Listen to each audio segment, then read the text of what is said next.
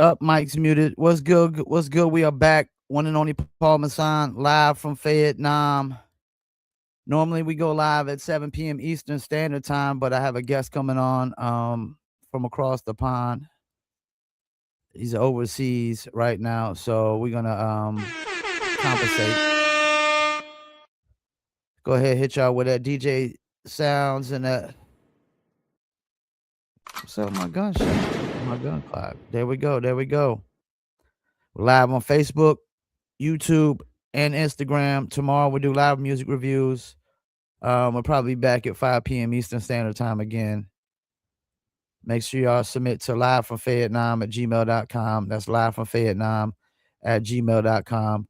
Also, go check out my last interview I did with Punchline from NYC, from the Lyricist Lounge days, and from EMC, and from Punching Words.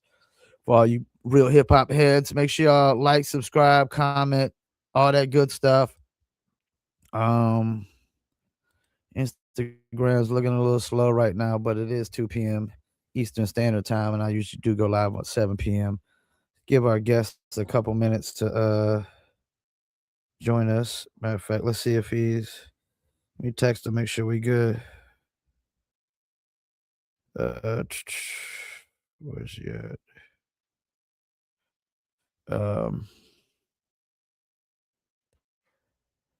One second.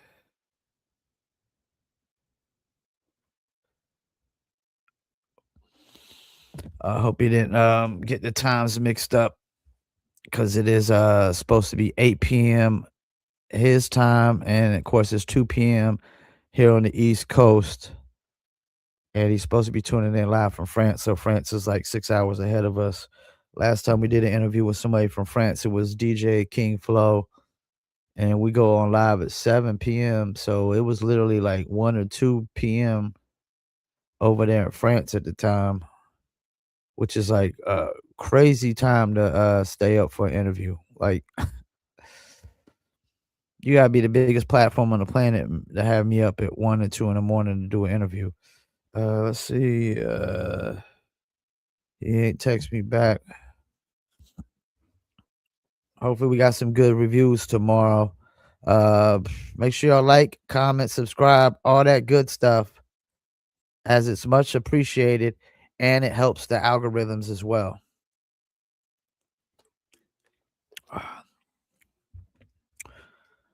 Give everybody a little bit of time to tune in as well. I know most people ain't expecting me to be streaming at 2 p.m. Eastern Standard Time on a Friday. Let's see. I need to post this couple more of these Facebook groups while I'm waiting. Podcast promotion group, and share the podcast. Okay. Have not heard nothing back from him yet. Hopefully he didn't have problems with the link. Oh, man. Hope everybody is doing good out there. I know this Fayetteville, North Carolina weather keeps flip-flopping. It's hot today. It's supposed to be cold tomorrow. We got that bipolar weather. Like, Mother Nature can't make her mind up out here where we at. One day it's hot, next day it's cold. One day it's hot, next day it's cold. Or literally could be hot and cold in the same day. You could wake up wearing shorts and go to bed having to wear a hoodie and jeans because it got so cold. Appreciate y'all tuning in on YouTube. Make sure y'all comment, man. Give me them comments. Give me them likes. Give me them subscribes, them follows, all that good stuff. While we're waiting on him to come on real quick, we're going to go to a quick dizzle break, and we're going to be right back.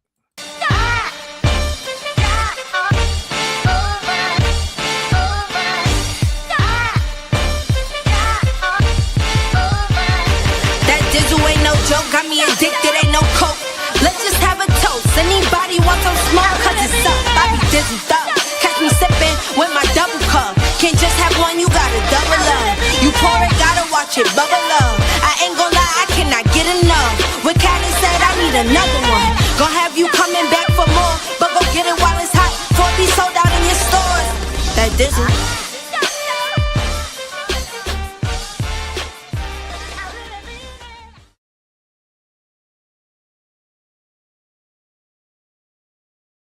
That's right. I really mean it. You can dizzle too. Dizzle's a premium luxury liqueur mixed with agave tequila, cognac, and orange liquor mango mix. So your dizzle on ice and it's nice. Want to order your very own bottle or bottles?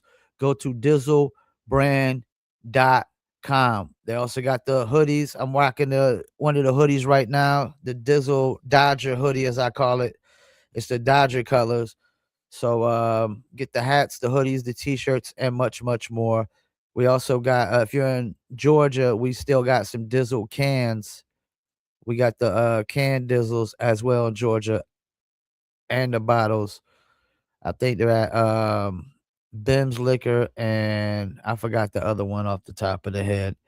Shouts out to OG Prestige from OG Millionaire. He'll be on with me tomorrow doing music reviews. He just picked up a couple bottles of those Dizzles as well. And they sipping on them Dizzles. Man, let's maybe I guess forgot. Maybe I guess forgot. DJ Too Tough mentioned you in a story. Let's see what we got here. Shouts out to my man DJ Too Tough. I need to have him back on. Go check out the interview I did with DJ Too Tough from the Tough Crew out of Philly. You know, if you like underground hip hop, 90s hip hop artists, 80s R&B artists, soul artists, definitely check out Live from Fayettenam. Got a lot of interviews with a lot of underground cats, a lot of people from the 90s hip hop. Got a few 80s R&B soul interviews in there as well. Lenny Williams interview. We did Karen White recently. I did an interview with Melvin Riley from Ready for the World. He had that joint, Sheila, oh Sheila. And of course, Lenny Williams had that, I love you. Appreciate y'all tuning in. Make sure y'all comment, like, follow, subscribe. Man, I mean, can't wait too long for the guests because I don't got no backup stuff to talk about. I know now we could do the polls on they got this new feature where you could do a poll, the widgets feature.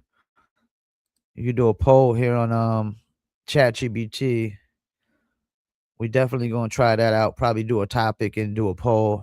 Polls are always good. I know J. Cole is making his interview runs right now.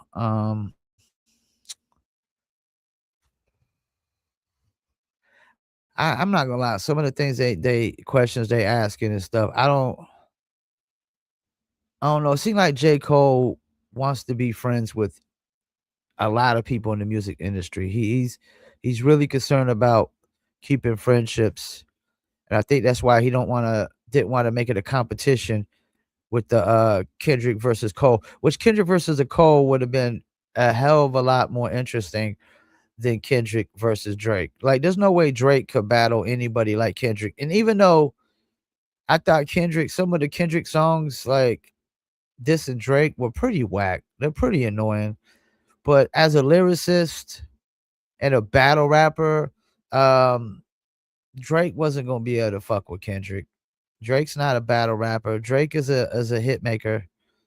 When he battled Meek Mills isn't a battle rapper either. So, and Drake got more fans than Meek Mills. So, you know, part of the thing is your fans are gonna side with you. It's like when Cannabis battled LL. Cannabis said 99% of your fans wear high heels, but LL Cool J has 99% more fans than Cannabis does.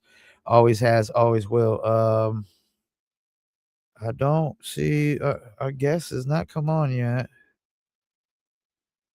I know I sent him the right link because that was the only link. Let me see.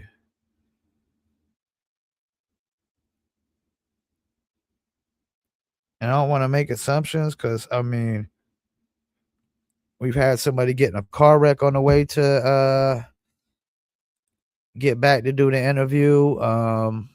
We've had a couple things come up where people did have to reschedule interviews, but I don't like rescheduling too much. Like one reschedule is cool, but we've had some people want to reschedule after 2 times setting up the interview. After a while, I kind of I kind of start to lose interest. If I got to keep rescheduling the interview, I start to lose interest because if I'm hitting you up for an interview anyways, I respect you. There's some, I have some sort of respect for you, or there's something about you I respect. Same thing goes with the fight game. Make sure y'all go follow the Paul Picker podcast on Facebook, Instagram, YouTube, and TikTok as well. If you like the combat sports or bare knuckle fighting, we got a lot of interviews for the bare knuckle fighters over there as well. And it doesn't look like our guest is coming on. Now, I did have a couple interviews ago, I did have a guest that was a little late. Um,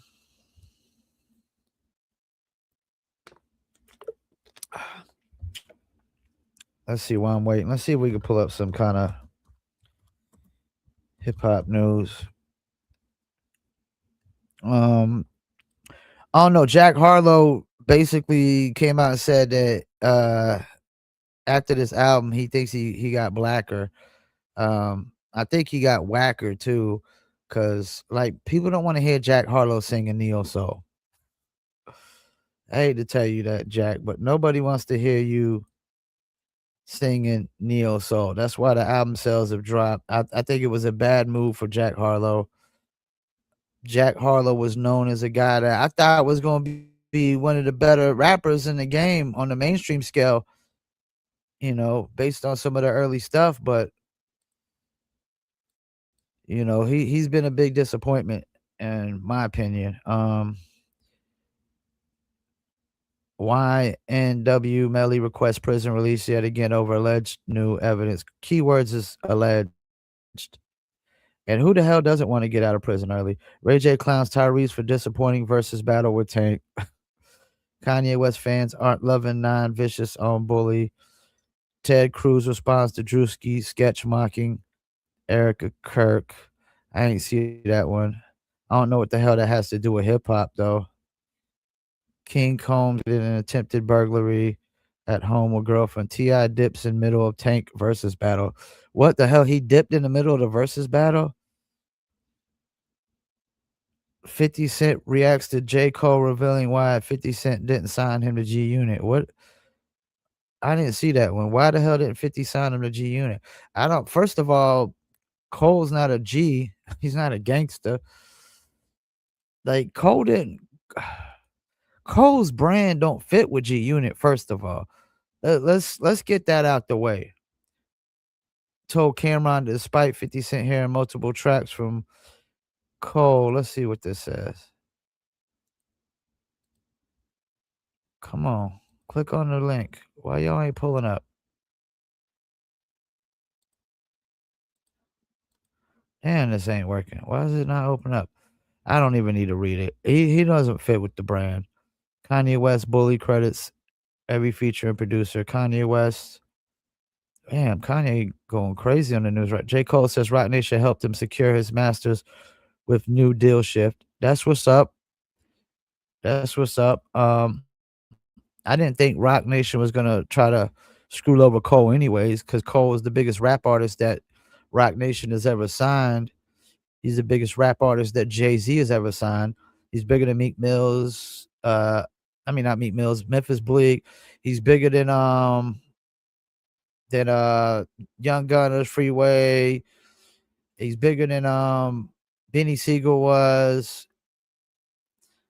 Now the Dipset movement for a short period of time was probably as big as Cole's peak, but Cole had crazy longevity.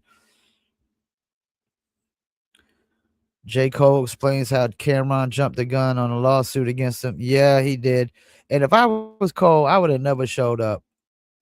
I would have never ever showed up to Cameron's spot to do the interview after that shit. Like that was some for hip hop, that was some completely bitch shit.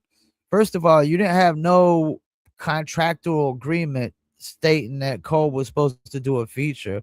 That was probably a verbal agreement, and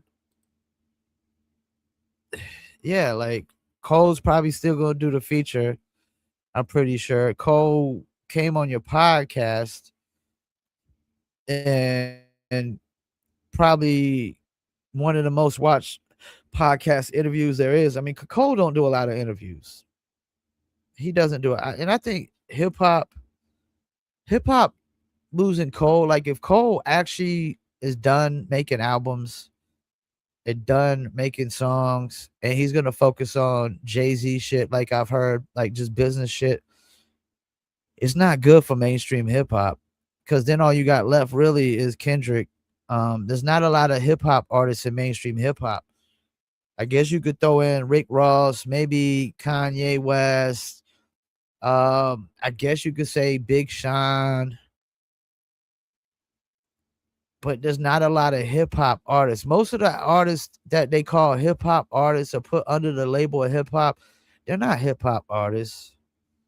They're not. They have no elements of hip hop whatsoever. They're not MCs. They're not masters of ceremony. They can't even perform for shit. Like the modern day rapper is the performance is god awful. The music isn't timeless. It isn't classic. It isn't longevity. The sound of trap and drill music and this auto tunes and this rap singing and it's not gonna last long. Their fan base is gonna basically age out real early. A lot of their fan base, hopefully, a lot of their fan base is gonna grow up. I mean, because if you're 60 years old, still listen to NBA YoungBoy and Little Baby and Lil Durk and whoever, that's still rapping about the same ass bullshit. Um, yeah, that means you probably ain't growing up a day in your life. You probably never gonna grow up a day in your life. And it doesn't look like our guest is showing up. He hasn't hit me back. I hope he is okay. Hopefully nothing happened. I don't want to make assumptions, but shit happens sometimes. But I do know we about to wrap it up because we about to be hitting the 30-minute mark, and our guest is still not replied. He's still not popped up yet whatsoever.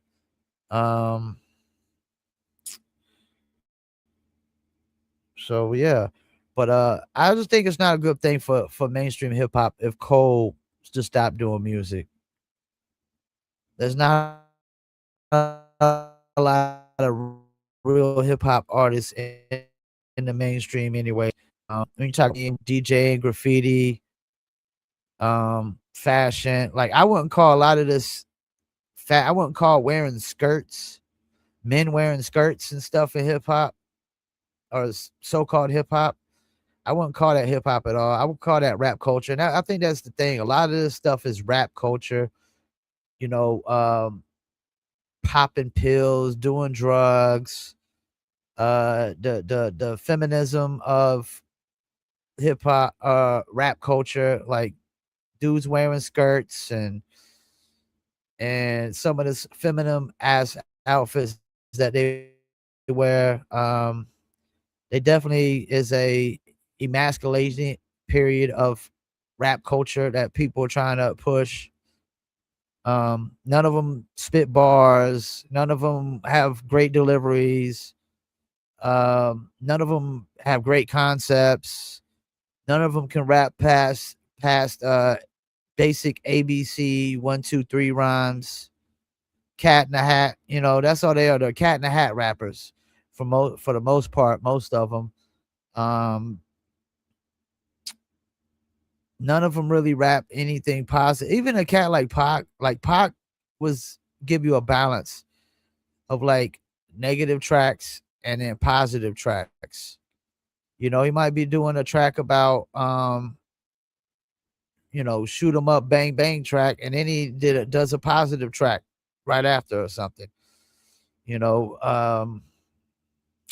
yeah, I don't like where rap's going nowadays. I don't think it's gonna age well in the mainstream. And we're just talking about mainstream because back in the 90s in hip hop, you weren't considered underground because you had a certain sound. You were considered underground because you weren't signed to a major label and you was on an independent label or underground situation. Nowadays, they consider anything that's, close to boom bap hip hop or 90s hip hop as underground. They consider the whole sound underground. Like there's no mainstream artists that have an underground hip hop sound whatsoever. They all have mainstream hip hop sounds or mainstream rap sounds. And that's the thing. Like they put a label on a certain sound in hip hop as it only being underground. And partially is that a lot of those old school rappers, none of them have major label situations nowadays. Typically, they all have independent label situations, and that's it. And that's another reason why I guess you could say they're underground, because most of them don't have major label situations. Major labels won't sign, a lot of these old school artists that are coming out with these new albums, the Slick Ricks and the Commons and Pete Rocks of the world. They just don't. I mean, maybe Clips might have been on a major label. I have to check what label they were on. They might have been on Atlantic or something. But besides Clips, that was like the closest to mainstream hip hop album that you've got in a while was the Clips album. The Clips album is the closest to mainstream hip hop as you've had in a while. And it was a really good album. I still don't think it was better than the Mobb Deep album, but Mobb Deep was considered an underground album. And that's the thing. Like a lot of these albums that you see coming out now, coming out on Nas's label. And I like what Nas is doing. Nas is provided an avenue, a home for artists of a certain area that want to come back out with albums nowadays. And don't get me wrong, a lot of these albums coming out from some of these old schoolers are better than the mainstream rap albums, but they don't get nowhere near the push, the exposure, the streams, the press, the talk about, I don't look like our guest is coming on, man. So we about to wrap it up. Music reviews tomorrow.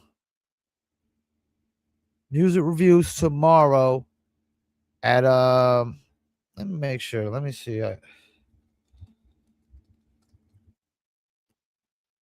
Oh shit. You know what? I think I told him the wrong time.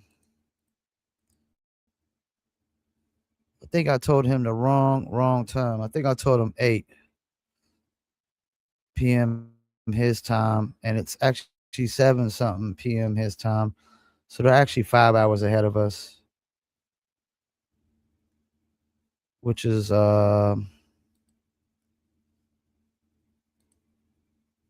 means I got like 30 more minutes to go. We're gonna get to a quick another Dizzle break, and then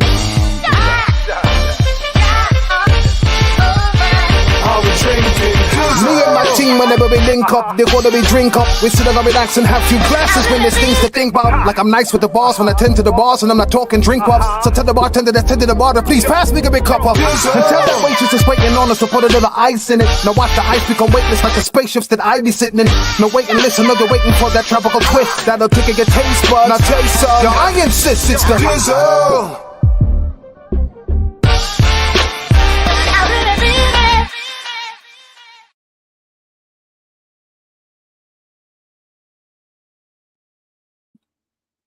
That's right, really meaning you could Dizzle too. Dizzle premium luxury liqueur mixed with agave, tequila, cognac, and orange liquor mango mix. So your Dizzle on ice, and it's nice. Want to order your very own bottle or bottles, go to dizzlebrand.com. Also follow on Instagram at the Dizzle Brand. So I got the times wrong. I don't know why I thought they were 6 hours ahead of us. Looks like they were only 5 hours ahead of us in France.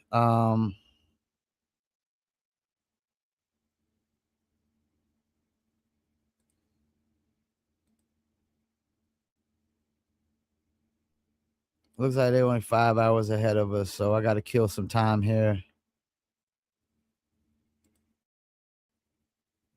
Let me look up, see what we got any hip hop news. Um, man, somebody just had to damn do laundry while I'm podcasting.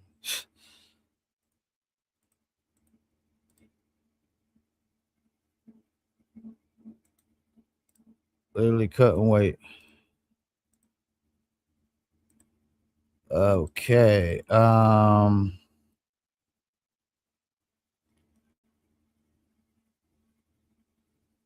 Cole confirms Drake and Kendrick were originally on the fall off. Okay, so I guess he had to get rid of them being on the fall off. A lot of J. Cole news.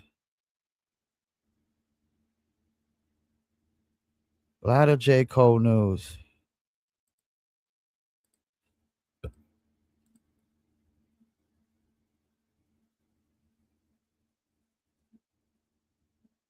Um, Kanye West reveals bully track list, clears up AI claim. Black Dot and Chomi had a collab on the way.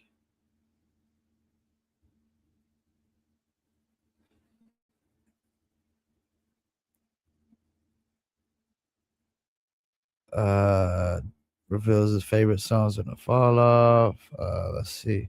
Not a lot of big news in the music business right now. Mano diss of 50 Cent on Biggie, inspired Bleed Like Us. Confirms Dreamville Fest rumor about Drake and Kendrick Lamar. I guess they were supposed to be on Dreamville Fest. Man, that damn wash machine is sure loud as hell. I really appreciate the fact that somebody decided to do laundry when they knew I was about to podcast.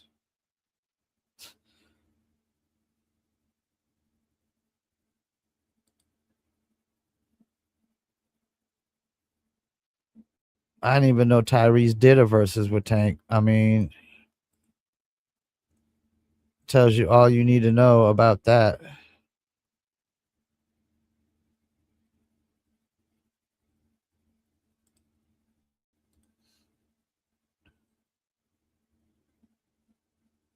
No big news, really, man. Oh, man.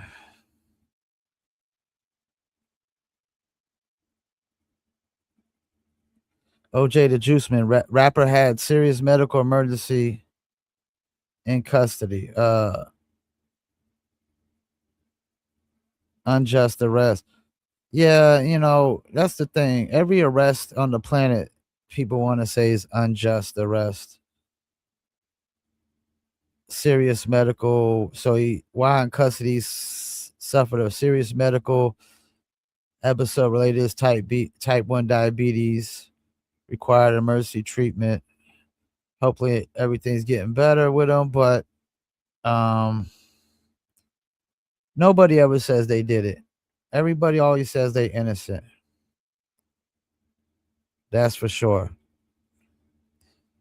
That's for sure. Um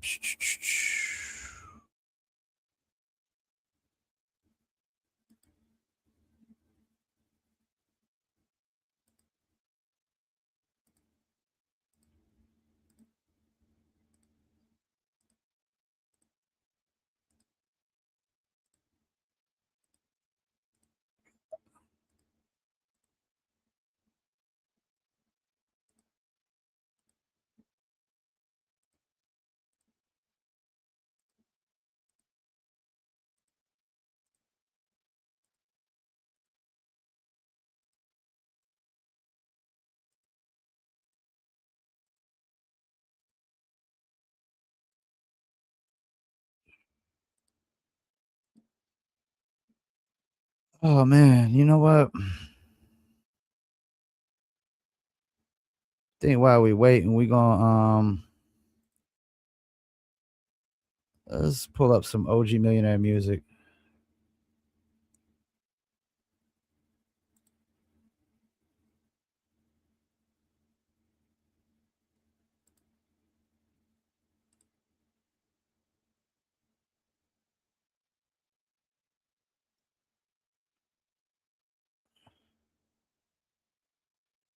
Gonna play some OG Millionaire music while we waiting. What the hell? Song didn't upload.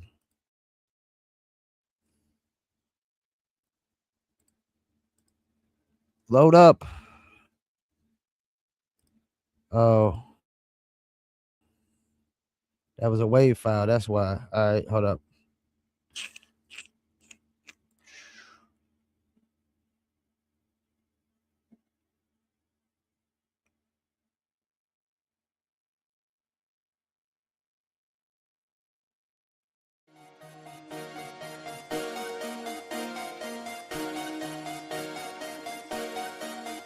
OG million now. You know what time it is. Y'all nigga ain't talking about that. Damn, Mercy, this go crazy. A-Town down, nigga, come through stun. A-Town down, nigga, come through stun. A-Town down, nigga, come through stun. Y'all fuck niggas ain't talking about nothing. A-Town down, nigga, come through stun. A-Town down, nigga, come through stun. A-Town down, nigga, come through stun. Y'all fuck niggas ain't talking about nothing. Jump out the porch, had to stay in the mix. Still no deal, but look how it hit.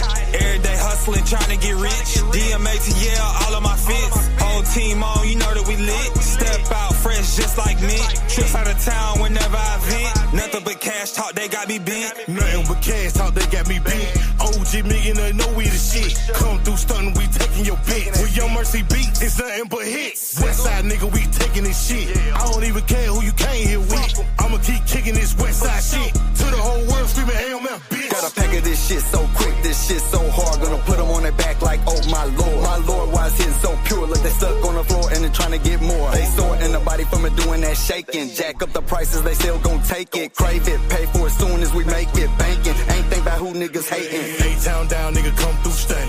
A-Town down, nigga, come through stun. A-Town down, nigga, come through stun. Y'all fuck niggas ain't talking about nothing. A-Town down, nigga, come through stun. A-Town down, nigga, come through stun. A-Town down, nigga, come through stun.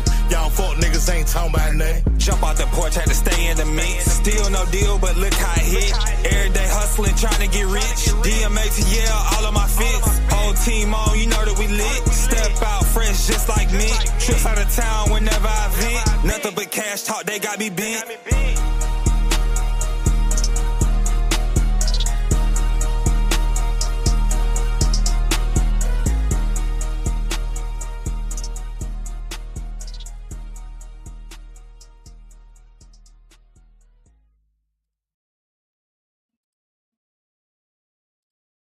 What is this? We got the OG Millionaire Project. I need to kill some time. What is this one? Top Dre feature OG Millionaire. What is this? Which one is this?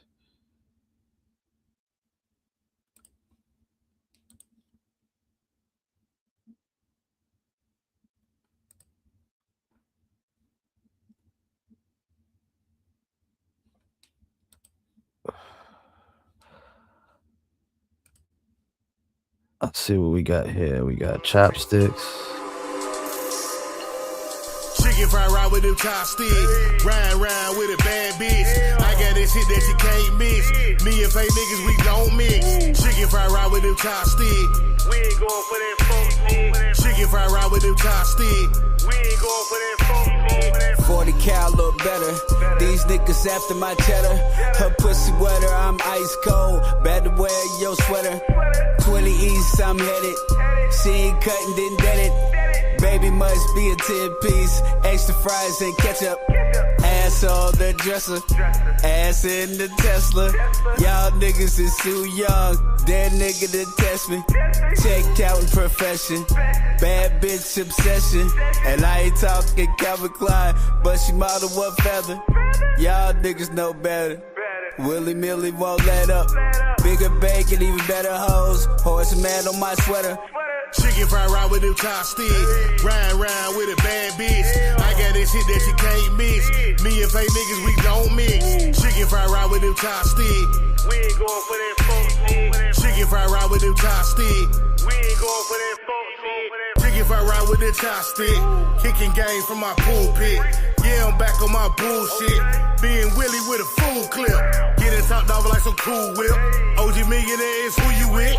This a movie, nigga, not a clip. Plenty game, so I won't slip. It's game over like I'm Lil Flip. And you don't know me just like I'm Tip. West side, Bankhead, I'm northern born but southern bred. Chicken fried rice with them chopsticks. Ride with a bad bitch. I got this shit that you can't miss. Me and fake niggas, we don't mix. Chicken fried rice with them chopsticks. We ain't going for that fuck shit. Chicken fried rice with them chopsticks. We ain't going for that fuck shit.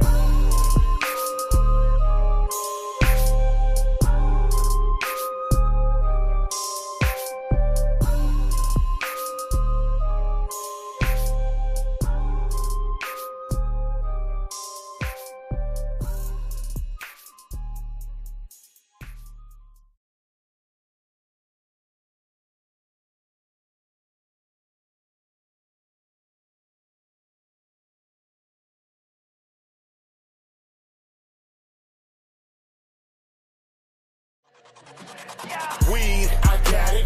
Beans, I got it. Promethazine with the codeine, yeah, nigga. I got it. Pimp game, I got it. Blue faces, I got it. Super game, pull a sweet dick, I got it.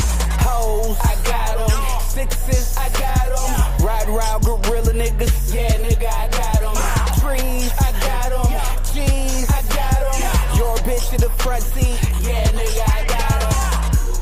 They don't wanna see me on the boulevard. Decatur, man, these jokers still a pull the card. In and out of traffic in a Hershey bar. Animal, I jumbo, made me call the squad. Viagra on the track, I'm going twice as hard. Eddie held his jacket, cut a polo size. Fuck a bitch, turn her into porn star. Send her home to you with different panties and a matching bra. $30,000 spending at the bar. Just so I can say that I'm a fucking star. They just make deposits, I just happen car. I can give a fuck about who you say you are. Weed, I got it. Beans, I got it. Promethazine with the codeine, yeah, nigga. I got it. Pimp game, I got it. Blue faces, I got it. Super game, pull a sweet dick, I got it. Hoes, I got them. Sixes, I got them. Ride around gorilla niggas, yeah, nigga, I got them. Trees, I got them. G's, I got them. Your bitch in the front seat, yeah, nigga, I got them. Fuck with me, I got it. Blue faces, I'm bout it. The game is oversaturated with fuck niggas, it's crowded. This real shit, don't doubt it. I'm a vet bitch with low mileage. High octane, big gang. Never ever will I switch lanes. Pimp shit you can't contain. I'll rewire your membrane. OGC is the campaign, so watch me do the damn thing. I'm country boy with the country slang. All about that money, man. Spitting just like Wu-Tang. I'm insane in the membrane. Money on my mind, money on my mind. Collecting every penny and every fucking dime. Trill niggas back, the sign of the time. Just to keep it real, it's always reason over rhyme. Weed, I got it. Beans, I got it. Promethazine with the codeine, yeah, nigga. I got it. Pimp game, I got it. Blue faces, I got it. Super game, pull a sweet dick, I got it. Hoes, I got them. Sixes, I got them. Ride around gorilla niggas, yeah, nigga, I got them. Trees, I got them. G's, I got them. Your bitch in the front seat, yeah, nigga, I got them.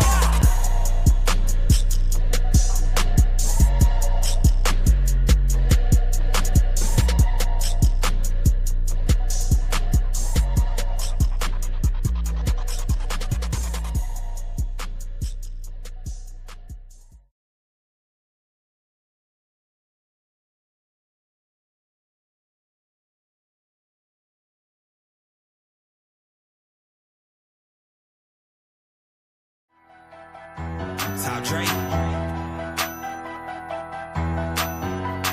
I told grandma I was born to be a star. I'ma smash another show and buy my mama a car. Got a lot of boys, so you know I'm going far. I won't let them play me out like a good talker. I told grandma I was born to be a star. I'ma smash another show and buy my mama a car. Got a lot of boys, so you know I'm going far. I won't let them play me out like a good talker. They trying to play me out. I'm like, nah, never. They just mad cause OG be on another level. Fast cars, getting money, this is what I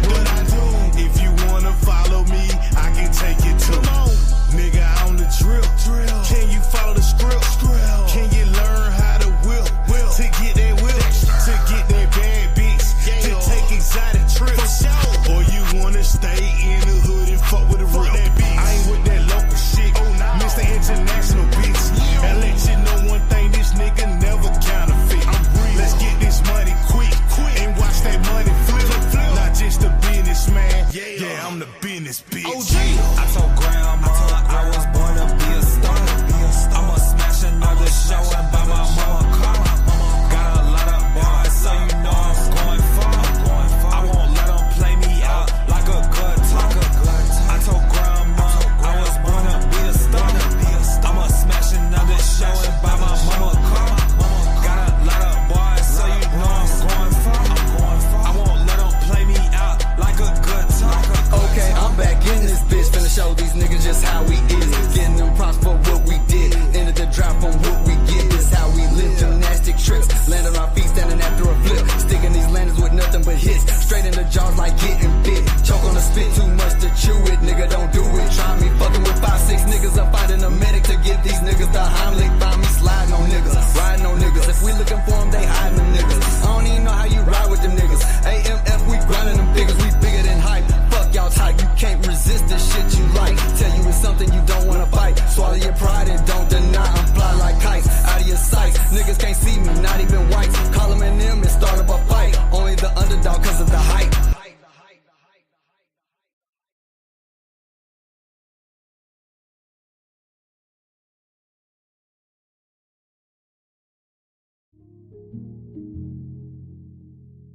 Drum major ATL.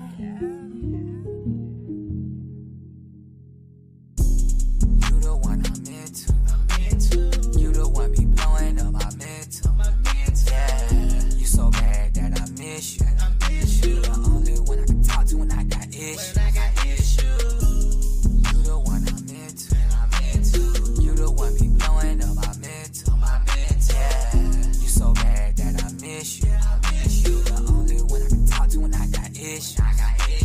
I gotta let you know, you mean more to me than these hoes. You the only one who knows everything that exposed me. You grow me, so watch me prove everything I said I do. Like ride for you and die for you. I switched up for my pride, boo. With no ego, cause these people be wishing on me evil. But when I got you by my side, chaos just peaceful. I never will deceive you. I believe in you and won't leave you. Believe me, I see you. With no limits to things that we do. That's whatever we put our mind to. Wherever you are, I'll find you. Mind you, always on my mind, boo. I do what I'm gonna do inside you. Find new ways to make you say we'll spend our time away for days. Look at all the love we made, and it's all for goodness sake. You the one I'm into. You the one be blowing up my mental. Yeah, you so bad that I miss you. You the only one I can talk to when I got issues. You the one I'm into. You the one be blowing up my mental. Yeah, you so bad that I miss you. You the only one I can talk to when I got issues. Never woke up not in love with you. I wanna be with you, spend all my time with you. You know that you my boo. I made mistakes. I want you in my life, so I'ma get it right. Then I'ma keep it tight. You've been through enough, boo. Dealing with my stuff too. I got some nerve. No wonder you left me on that curve. Now this my word. I'ma be that man that you deserve. Give me some time. You know I'll be your peace of mind. Relaxation. Anything you want, no hesitation. I'll help you fight them demons. Know that you've been facing. We soul tied. Even through the stormy weather. Stop playing, boo. You know we supposed to be together. You the one I'm into. You the one be blowing up my mental. Yeah, you so bad that I miss you. You the only one I can talk to when I got issues.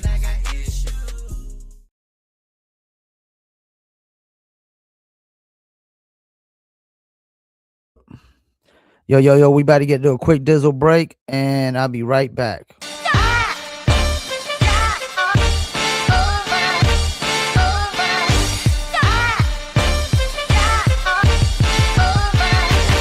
dizzle ain't no joke, got me addicted, ain't no coke.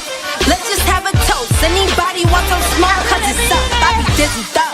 Catch me sipping with my double cup. Can't just have one, you gotta double up. You pour it, gotta watch it bubble up. I ain't gon' lie, I cannot get enough. When Callie said I need another one, gon' have you coming back for more, but go get it while it's hot. 4 be sold out in your stores. That Dizzle.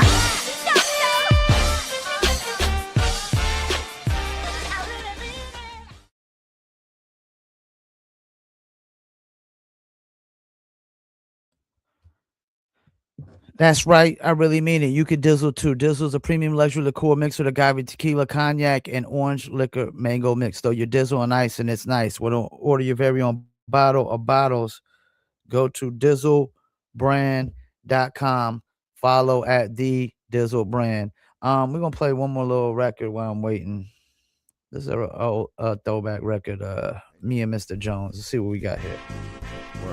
Word. Here we are, man. Vietnam business, man. Vietnam business. Peace to everybody that remember where Lee's Living was at, man. 71st. Forever and a day, I'ma be John Jay. I know just where I'm headed, going every which way. Sometimes you gotta leave when you wanna stay. Sometimes you gotta chill when you wanna slay. Parlay, same energy for the next day though. Be like water, form like Play-Doh. No Play-Doh, form like dough. Oh, you never had bread fresh out the oven? That's a real quest, every slice fresh. Yo, we're still alive, think about your last quest. Hey yo, your past life could have been your last death. Hey yo, your last talk could have been your last breath. Hey yo, I'm only speaking to the true and living. I speak for receivers, thankful for what's given. It's all about saying thanks. I got more love than money in the bank. It's all about saying thanks. I got more family than money in the bank. How long? For 8 years in the Raleigh zone. Peace, Prime Minister P. It's good to be home. Vietnam business. Yeah, 82 bitches. You either participate or you a witness. Vietnam business. Let's go. Vietnam business. I'm from Vietnam. Make way for the dime. P got my sign. I'm Godzilla to your King Kong. Just sing along, the name rings bells, it's Paul Masson. I know you heard of me, these jealous ass rappers, they wanna murder me. I'm hot to the 3rd degree, slice up the beat surgically. I'm like Mercules when I murk the seas. Vietnam ain't the home of the murk, and the South is the home of the roads with the dirt. We exposing your skirt, when we pull up, you froze up from that skirt. Every day this ain't grind, we put in that work. The home of the scrapping and rapping, the Vietnam and the home of the trapping and clapping. More than half these motherfuckers capping. I lead the ship, so just say aye, Captain. I subscribe till it will, not it might happen. And once you stop making moves, you the first cat I'm lapping. Y'all chasing clout, I'm chasing money to be stacking. Your honey, I be macking. Why you missing in action? It's closed caption, your ass Finn. I be doing this for life like I was Mac 10 with Dub C. And I don't give a fuck, you haters don't love me. Nah. Vietnam business. Yeah, it's Vietnam business. You know, Vietnam business. You either participate or you the witness. It's Vietnam business. Take me to court, you can play the witness. Hey, it's still Vietnam business. What it is, yo, it's Vietnam business. What they say, you know, it's Vietnam business. Hope Nation, you know, it's Vietnam business. Spring Lake, you know, it's Vietnam business. Clay, Vietnam business. Vietnam, Raleigh, Vietnam business. Hey, yo, I'm minding mine. Everybody going, man. It ain't like that. Relax. But it's Vietnam business. Don't care what you say, Vietnam business. Come from where you come, 910 business. Yeah, 910. 26 business. Vietnam business. Yo, Paul. Prime Minister.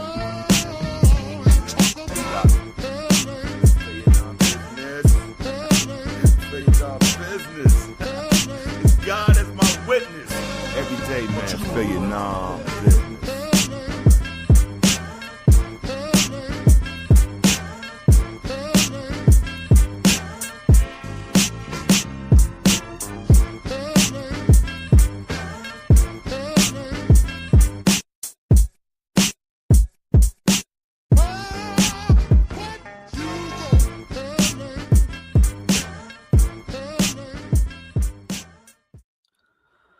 We're gonna get in one more song. This was actually song of the day a few weeks back. Really good vibe. Jesse Pringle.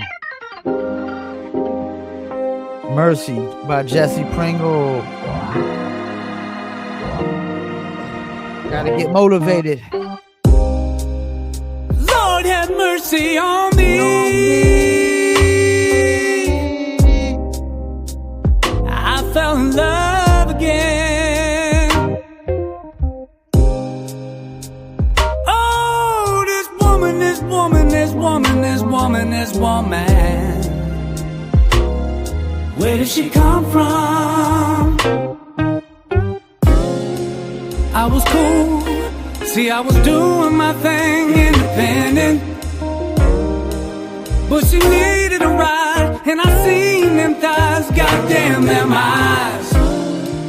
She's a day one, always have fun, ride or die son. But I'm losing it, this is crazy shit, I can't handle it. Lord have mercy on me.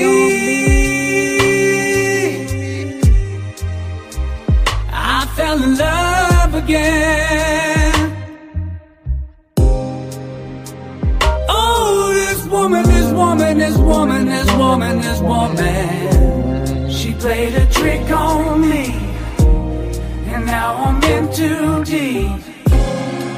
See, what was good has now turned bad. There's a message. I was happy, y'all, but now I'm mad. I'm in trouble, yeah. The truth, it hurts, but I'd rather be hurt than be lied to. Damn you, woman, I love you. Lord have mercy on me.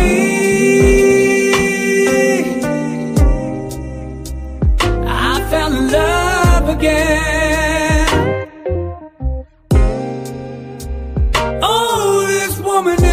This woman, this woman, this woman. She played a trick on me, and now I'm in too deep. We're surrounded now, and it's going down. Gotta die, baby. Gotta die. Girl, I'm all in, either lose or win. I'll go all the way. I'll go all the way. Now we've lost it all, we've been through it all, and we've seen some shit. Now it's time to split. Damn, baby, I'm here.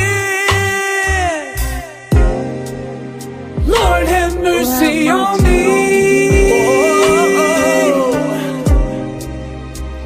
I fell in love again. Lord, I fell in love with this woman. Oh, this woman, this woman, this woman, this woman, this woman. She played a trick on me, and now I'm in too deep.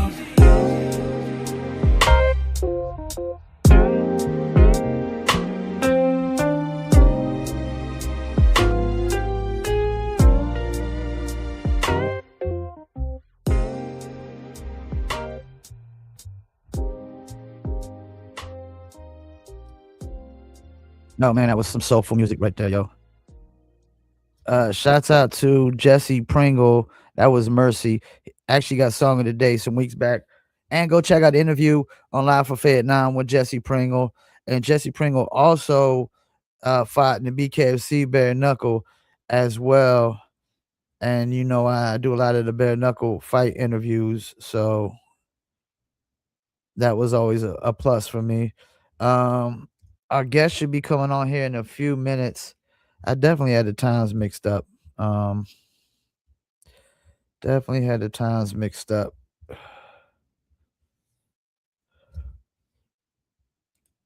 We're going to get to another quick Dizzle break, and we'll be right back. Tropical drink. Are we drinking?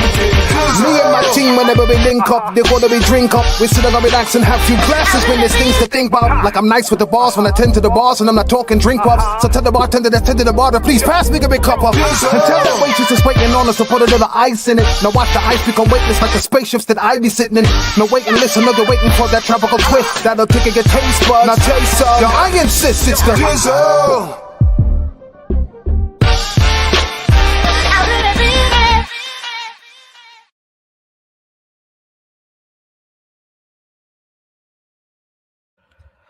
That's right. I really mean it. You could Dizzle too. Dizzle's a premium luxury liqueur mixed with agave tequila, cognac, and orange liquor mango mix. So your Dizzle nice and it's nice. Want to order your very own bottle or bottles?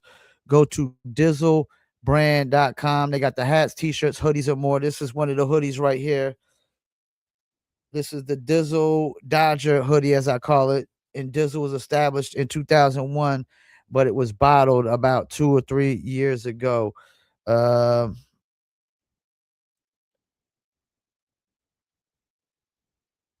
Yeah, OG Millionaire just texted me back. I said I was playing some of his music to kill time, and our guest should be coming on here in about 5 to 6 minutes. Let me go ahead and share this podcast to a couple more pages real quick and mention the @ followers and all that good stuff. And I probably since I've been on here for like an hour. I definitely got the times mixed up. I thought they were 6 hours ahead. They're actually 5 hours ahead. So what I am going to do is I'm going to clip out the interview and upload it separately after I'm done, separate from this live stream as well. And I still got to share it to one more Facebook group here. Share it to Planet Playlist, or not group, but Facebook page.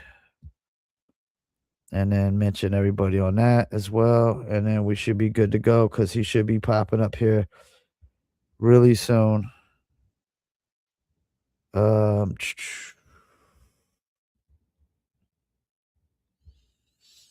And let's go ahead and share this.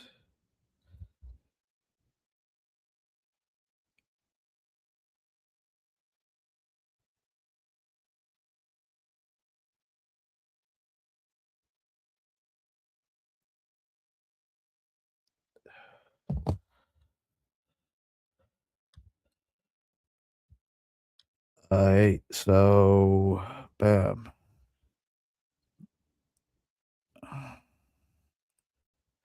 Let's give him a little bit of time to come on. Let's see, please like, comment, and follow.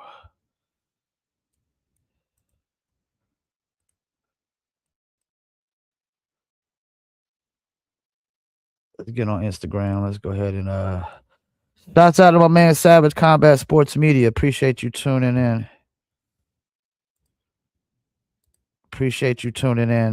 Shouts out to Tree Beard the teacher. Shouts out to my man Get Down, James Brown. Get Down Brown, Joey Baldwin, 7655, DJ Sir Jinx. And anybody else that tune in on Instagram, appreciate y'all. Please like, comment, and follow, subscribe, all that good stuff.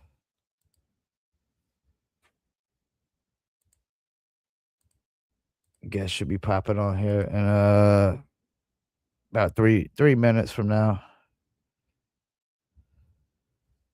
Also, where's our QR codes? QR codes, where you at? Media assets. Make sure y'all go. Where's our QR codes?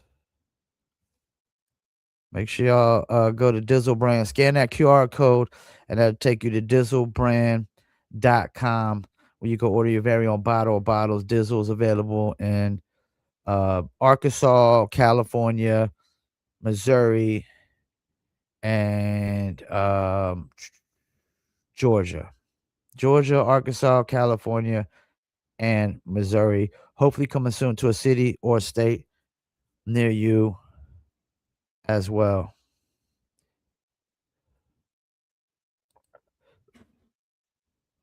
Oh man, let's see.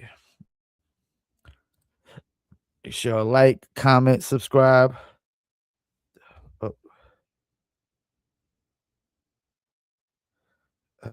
Text your link. Let's see. Hold on 1 second. Let me text him the link. What is it? 510 What's the link?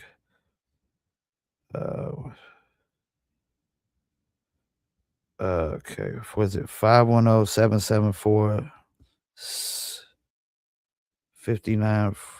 Was it 774-5940?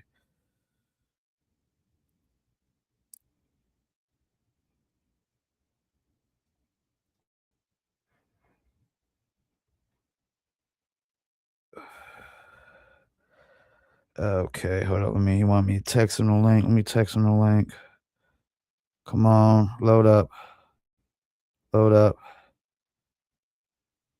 Damn it, man.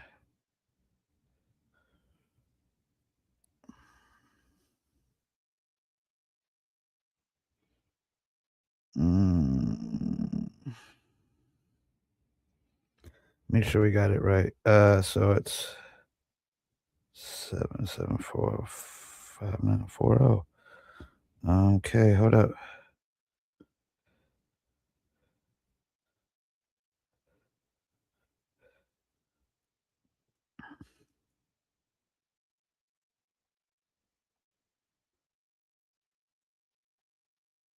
All right, make sure that's correct. So 510-774-5940. All right. I just texted him the link, so let's see if that works.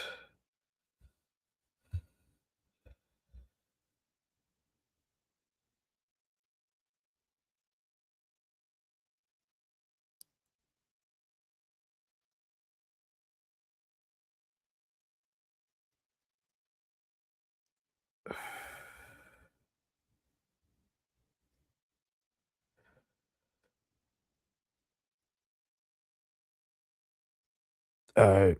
Give him a minute or two.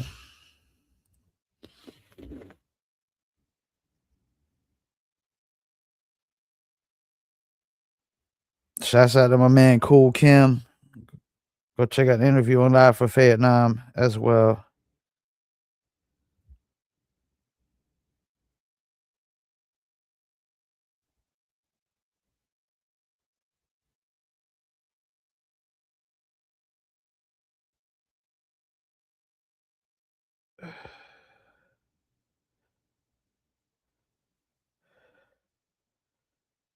All right, let's see if he got it.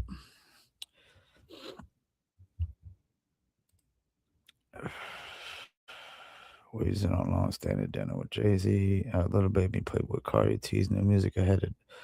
Ain't no real big news out. Really slow slow news cycle in hip hop right now, I would say.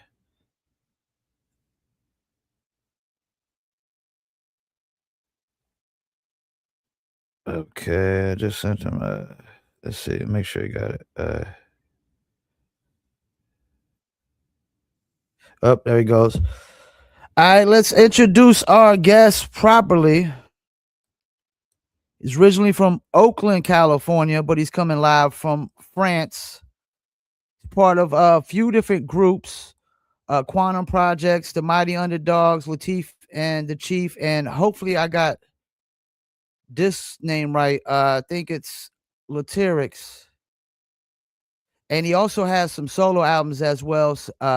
Solo album, few mixtapes, and he's very, very versatile. Listen to his music. I really like what I hear. A lot of different styles, a lot of different sounds.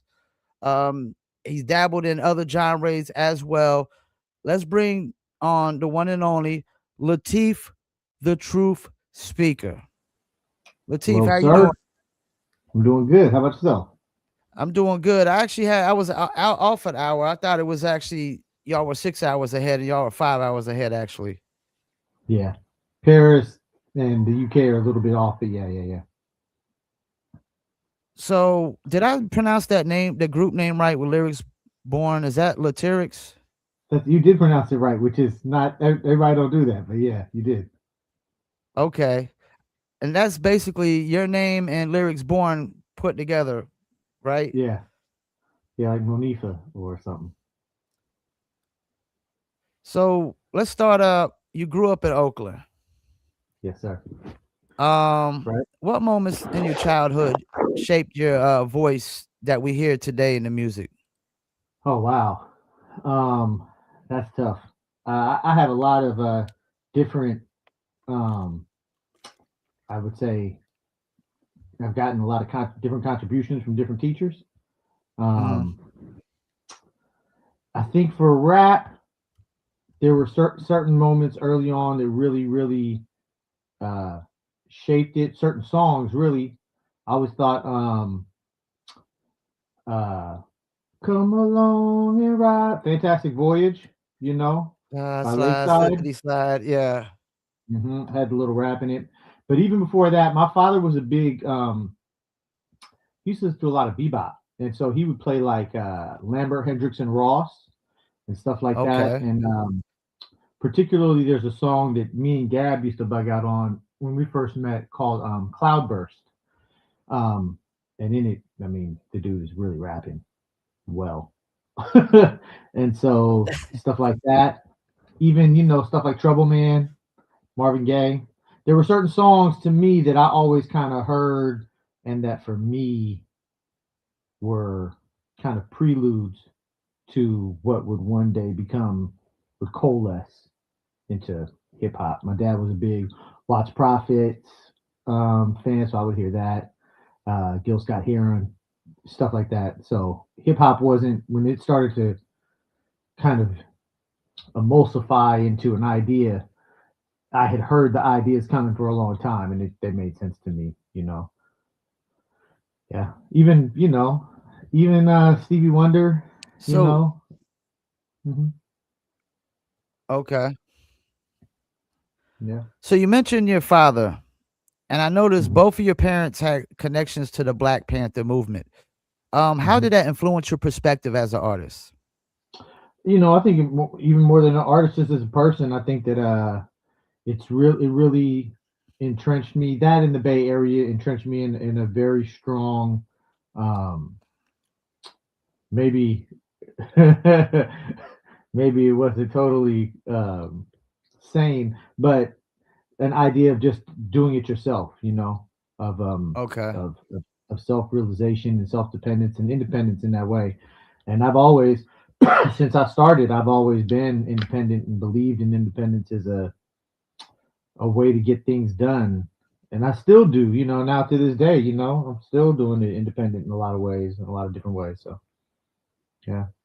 And I think that as far as the Black Panther movement, though, that was really a political education that I think, especially right now, just um, predicting the future.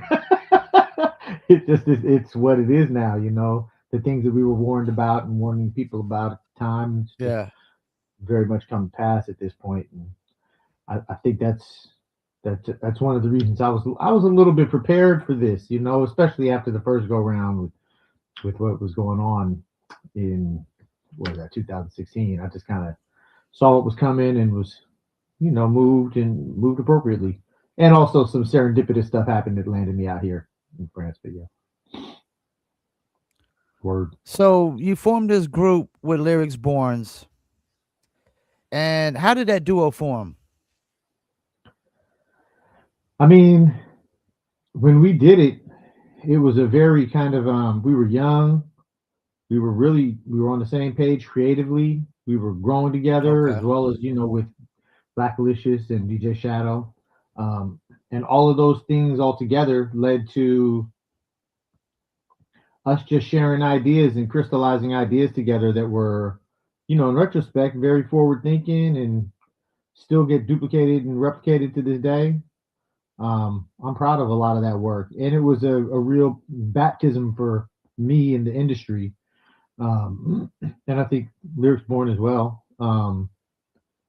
That I really appreciated all of the touring, all of the shows, doing it independently, and that was back in the good economy. We would be linking up Yeah. after Yeah. shows to break out the merch money, and it looked like a drug deal back there. It was great. So I mean, working with Lyrics Borns, like what made the chemistry so unique? I think that the thing about me and Lyrics Born was that early on we were able to shed our egos and contribute to songs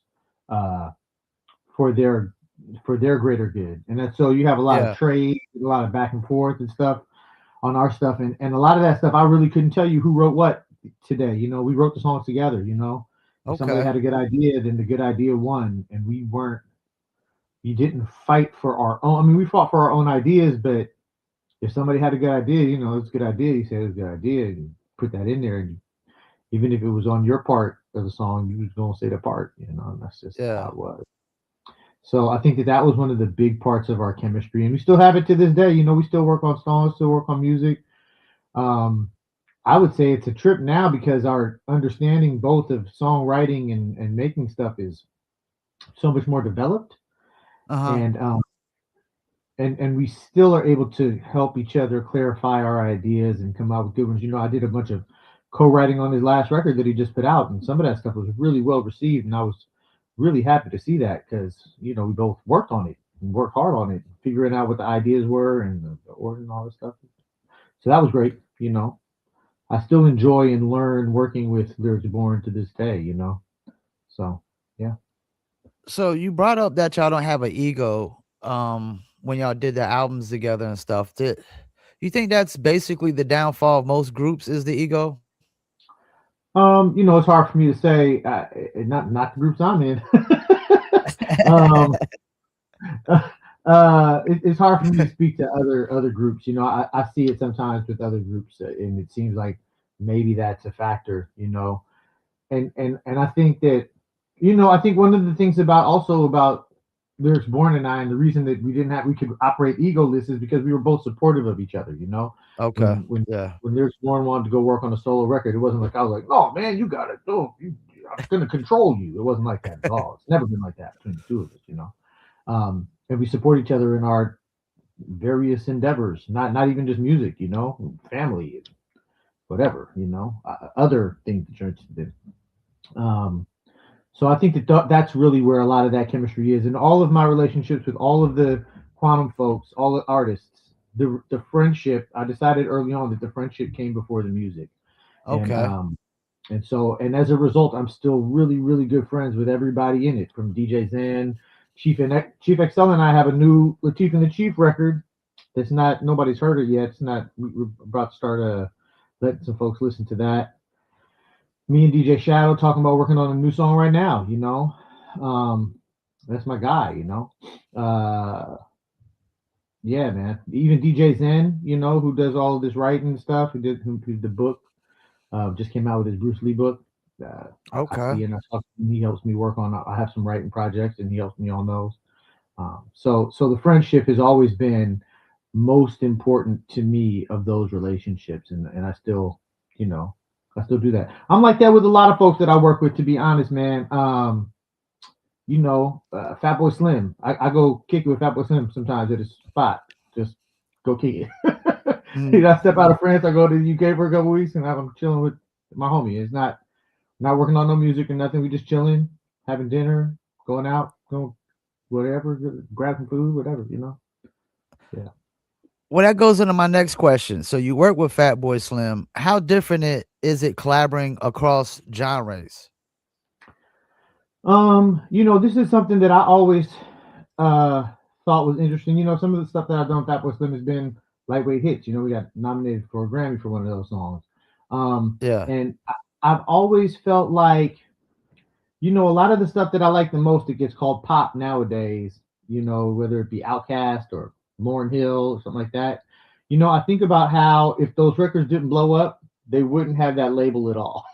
um, and how important it is to remain yourself in the Yeah. process Yeah. of working on things, regardless of genre, because your authenticity is ultimately Yeah. what should resonate with people. Or I find, and when I say should resonate with people, I don't mean that that's the only way it's done. Some people are fake as hell, and that resonates with people, whatever the fakeness is. But you got to live with that too. The Yeah. ripples from that fakeness are what you will also experience through your life, and I'm not into that. I would rather be authentic, and then if I'm in Italy and the song comes on the radio and somebody likes it and they're like, "Oh my God, is that you?" and I can be like, "Yeah, that's me." And I got to be like, "No, that's not me. That's not me." I don't have to do that. So, um, I think that being yourself and being true it transcends genre. And as long as you do that, and that's what I've always tried to do, I think that you'll be all right, regardless of where the song ends up. I'm not really one of those guys who like. I'm not gonna go into a studio with a bunch of record execs and play my song and have them clap, and all of a sudden I think, oh, the song is something different. Like the song is what it was when I came in there. You can clap or not clap. I either like it or I don't. It's not really gonna affect me. You know what I mean? It's not gonna change me. So I kind of have that consistently when I'm working on something. It doesn't matter the genre. Do I like it? If I like it, then I'm good. And then if I think that whatever that idea is translates well, then that's cool. I have a project out here in France that I'm working on called Growl. It's myself, a rapper from the group Cyan Super Crew, a big French group. My boy Leroy, one of the rappers in it. There were six people in that group. And General Electrics and the drummer Cyril Lateef of Bumcello. So we got this band. And we go in once a month to this place, La Petite Halle, and we perform once a month. And we have a record, 12 songs that we did.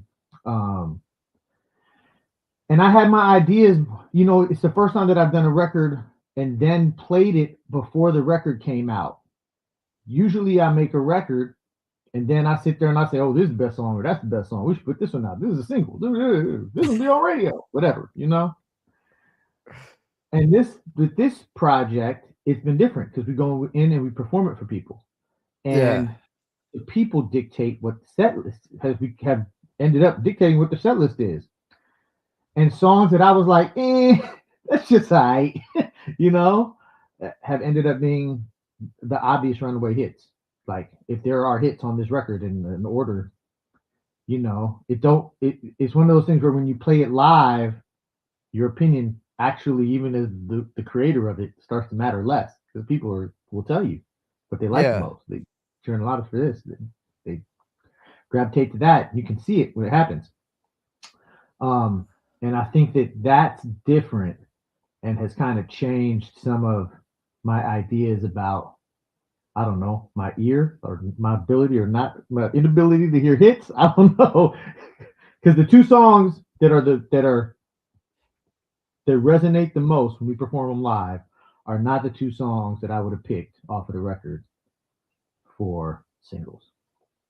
I mean, I might have, but it wouldn't have been like, we need to go all in on these. Now it's like, it's not even really my decision. You can tell those are the two that need to remember.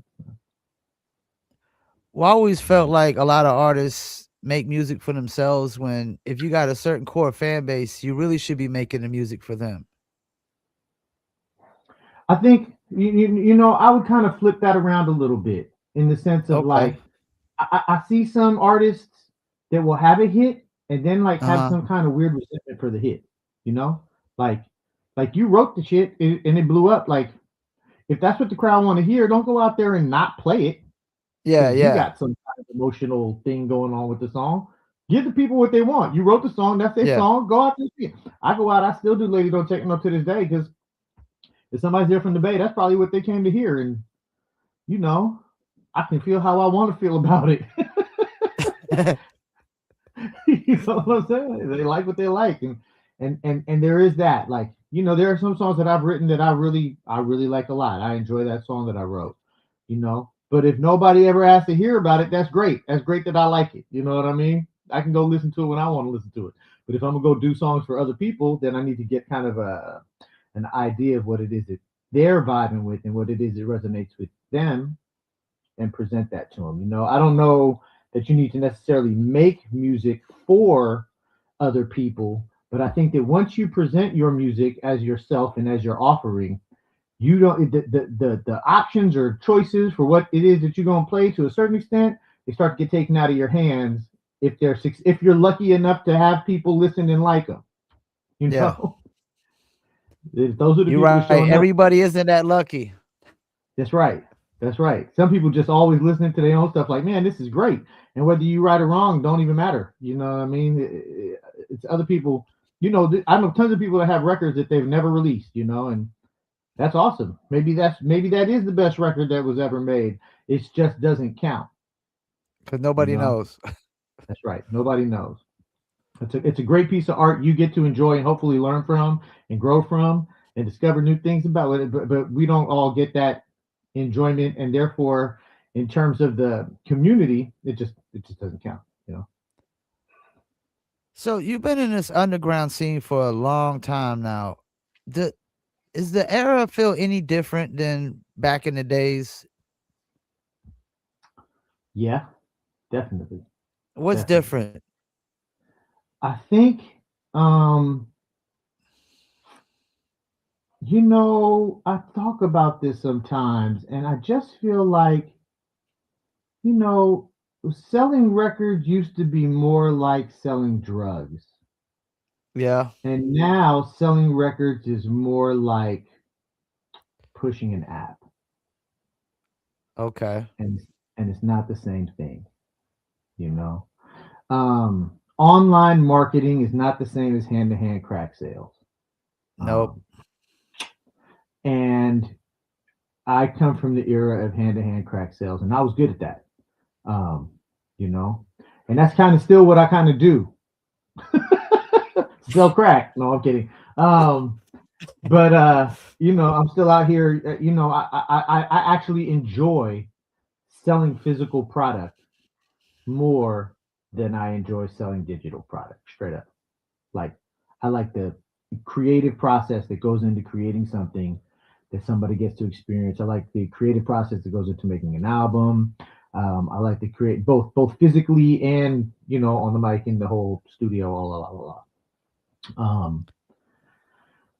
Uh, you know, the other stuff is necessary nowadays. You gotta do what you got to do, especially if you're going to shoot for the moon, which I think Yeah. every artist should do with every project they have while they can, because there's only a certain window that's open for a while of when it's new, when the baby is new to the world, and I think everybody should go for it at that moment. But I think that's and even that brass ring is different from what it used to be, you know, and so you just have to consider as an artist what it is that you consider success and what it is what those measurements are for you. Is it being on Rap Radar and being on all these other platforms and ultimately potentially lifting them up after you've been forgotten and maybe your content is barely even shared, or is that a goal? And if it is, then that's Yeah. awesome to go for it. And if you want something else, or if you feel like if that's not going to satisfy you as an artist, then maybe that shouldn't be your goal. You should have a different goal. So I think that's kind of how the difference is from the old, how it used to be to now. And also, even when I started though, you got to think the independent route was rare, bro. Like Yeah. Full Size put out its first record, and it was us and Wu Tang. That Protect Your Neck, the Damn. black and white version. There was nothing else out. Yeah. You know, E40 was the only other cast that was putting stuff out. Sick with It, and that was the label that we looked at and was like, they're doing it good. I can remember being in the car with Festo, who I went to high school with all of the high road guys, and I was Okay. like, man, y'all should go independent. We going independent. We're doing this, and he was like, oh wow, and he was listening. And then sure enough, I was like, because y'all got it. Y'all got the crowds. You could just go tour by yourself. You can build it by yourself. And I'm sure I wasn't the only one telling him that, but I was one of them. And I just feel like back then there was also a way that as a youngster you could kind of communicate, and we went into the whole game and we kind of emulated what we saw majors doing, and we just straight took we stripped their the hip hop industry at that time and what it was, and we just applied it to what we were doing. So we had distribution deals like we were a major, but we were indie. At a certain point, we were hiring on reps that would get fired from the labels. We would go after those. We would find out who they were, go holler at them, hire them on for what we could pay them, and tell them to go do what they were doing for the rep for the major for us. Yeah. And we would just kind of clone what the majors were doing, and we would do it on the indie level much scrappier. And there were ways that helped to inform all of our peers, from Mystic Journeymen who were out there just when they were doing it much more just straight hand to hand. You know what I mean? We were getting into stores and people kind of considered us with Quantum like the professional indie. You know what I mean? Yeah. But anytime that we made a move, went to a new distributor, we turned around and it was 6 of our peers. The cruise was on our backs. You know what I mean? Just we going where they going, we going where they going, we going where they going because we had good successes with our stuff, and a lot of support. I can remember going to the record store in Minneapolis, and Atmosphere Slug came out and was like, "Hey man, I love this Lateef record." Da da da da da da. He hadn't put out a record yet. Yeah. You know what I'm saying? And just to kind of know, and then look, and then Rhymesayers comes out, and they kind of base what they're doing off of what we were doing, and have tremendous success. And I have some people who come up to me and they're like, "Oh man, these cats be biting you," and I'm like, "Bro, ain't that the whole point of this whole thing?" Like, yeah, like I'm here because I listened to some cats rapping and was like, "Wow, that's great. I'd like to do that." Then I looked at what they were doing in business. Wow, that's great. I'd like to do that. Look at their albums. Wow, this is brilliant. I would love to do this. If somebody does that, if somebody looks at my stuff and does that, shouldn't I be flattered? Like, ain't I happy to be a link in the same chain that done fed me? Like, that's the whole point.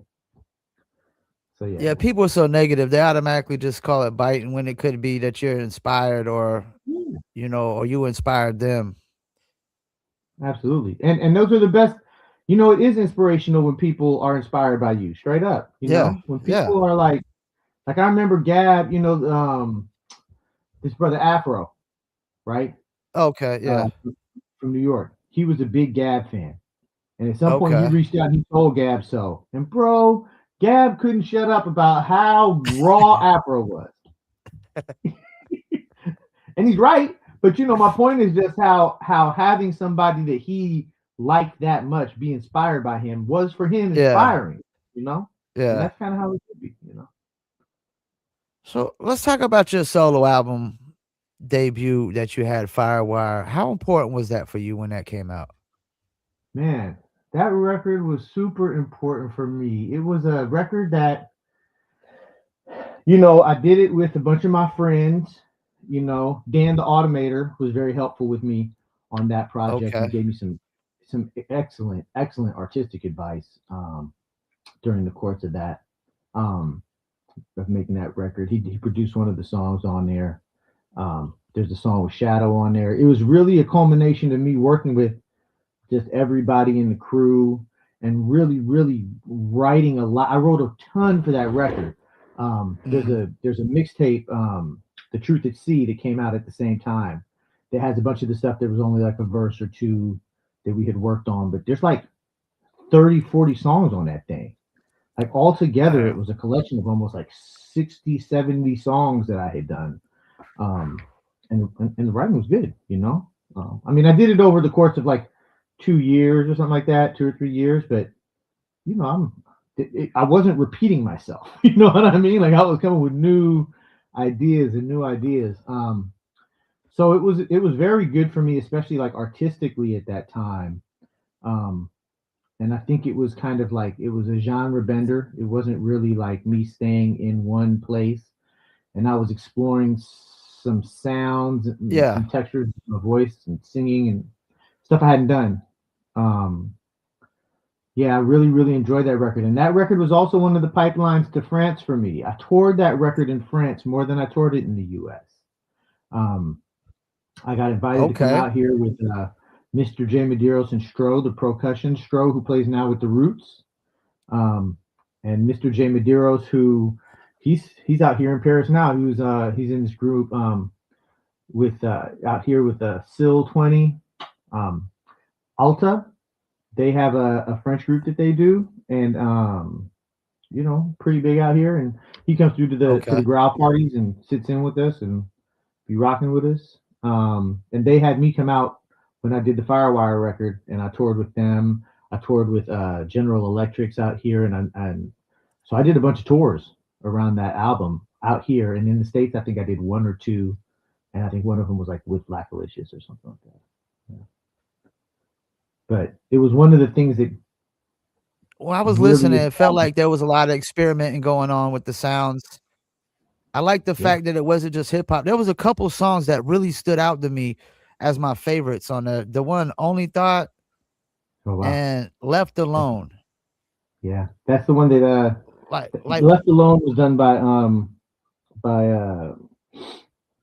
by my guy who incidentally was also the first person that ever recorded all of the Dan the Automator was the first person that I recorded like my first single with. So that okay. was also on the Firewire. That was the first song he and I had worked on together like that. Although we did a couple of other things on a project called Pillow Fight that was also good. But yeah, those songs were good. That's interesting that you like Only Thought. Only Thought is an interesting song for me, man, because that song is based on a song that you can't hear anymore because the artists that originally did the song that I heard that inspired it totally took the song down. And that was the song Oh from man. the Lock, Stock, and Two Smoking Barrels soundtrack, the original one called Oh Girl by the Evil Uh-huh. Superstars, which was like a super group at the time. And I guess they had a falling out with the label to put it out. La la la la la. You can't hear the song no more. I think you might, you can know, you can usually find something on YouTube. You might be able to find it on there, but that song was the kind of root. I liked that song a lot. And then Only Thought was really, I was kind of looking for a place to couch some ideas that I had at the time about some relationship ideas.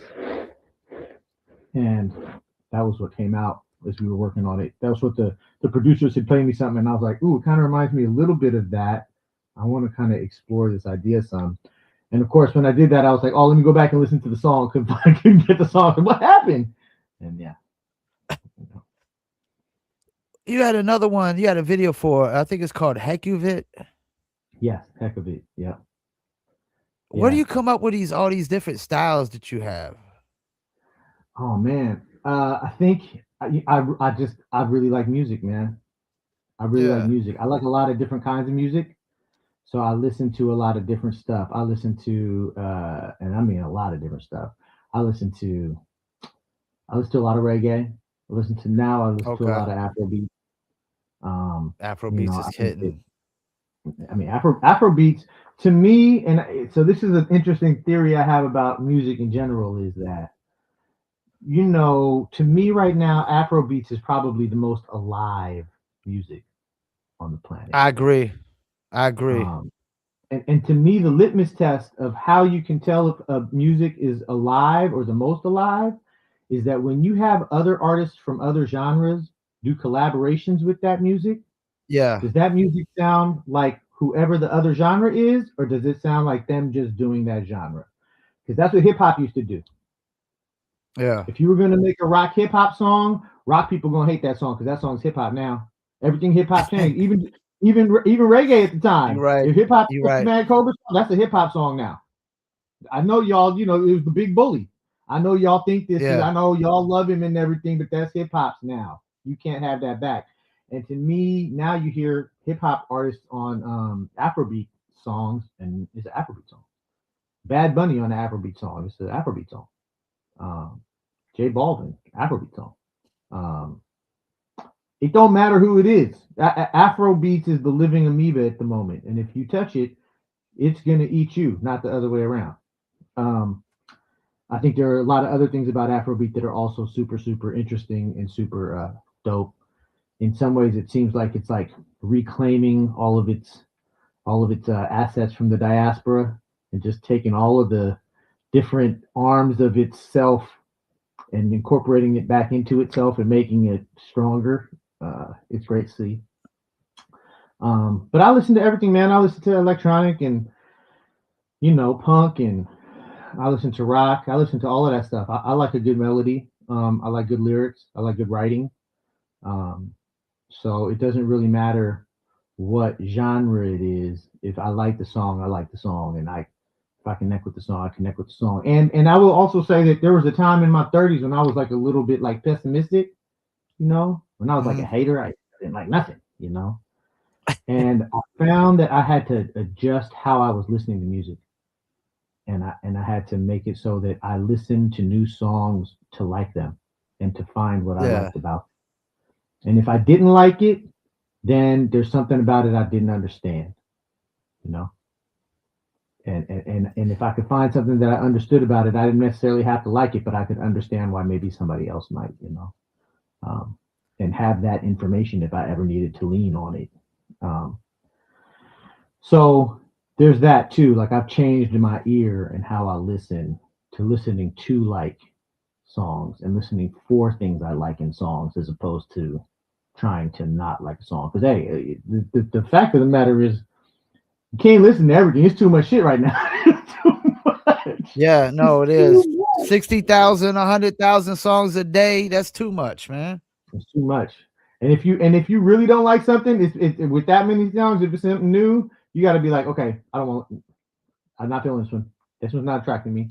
I'm not connecting with this one. Whatever, you know.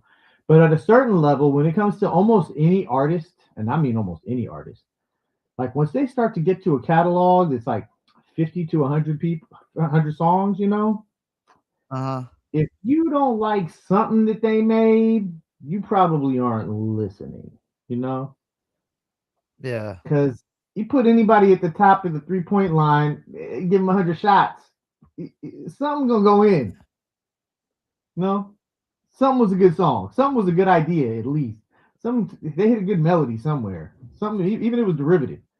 Um, so there's that too. Like I feel like that, like about Drake. You know, people like I hate Drake. I'm like, you could say you don't like Drake the person, but you Yeah. can't just say none of the songs are good and just put a Yeah. blanket over a That huge, huge, huge, you know, catalog.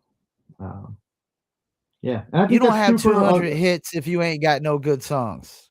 come on. And you You got got some of the literally best songwriters 200 in the world freaking working on. hits. Yeah. Yeah, and the best songwriters in the world helping. You know, that don't make no sense. That means that you're listening with prejudice, like I was just saying. You know what I'm saying? You're not listening to like something. You're listening to not like something, which is different. You know. Well, I don't think most people will open up their minds to other genres. Like I do music reviews on Saturdays. We review all genres. I mean, lately, like the rock songs been killing it. The blues song, like blues, you give me a guy who's on a blues guitar and he can sing, man, it's hard for me to pick a rapper, just a guy who only raps over a guy who's killing the blues guitar and he's singing like crazy. It's just hard for me to pick a rapper over that. It is. I mean, you got to be talented. You know what I mean? I think you got to be talented no matter what it is that you're touching. You know what I mean? Blues is a little bit easier because the pace usually of the songs is slower, which allows you to think more in Yeah. the middle, so you can Yeah. come up with stuff. And the space in between the lyrics can let a lyric sink and hit a little bit harder than a lot of times with hip hop. You the stringing together of the ideas and the heaviness of them is what's dope. You know, you think about it like a Black Thought, you know what I mean? And it's heavy thought, heavy thought, heavy thought, heavy thought, Yeah. heavy. And you get your mind thinking like that. And if you don't like thinking a lot fast, you might not like that music, you know, Black and rap Thought. in general, Yeah. you know. But a lot of people, Yeah.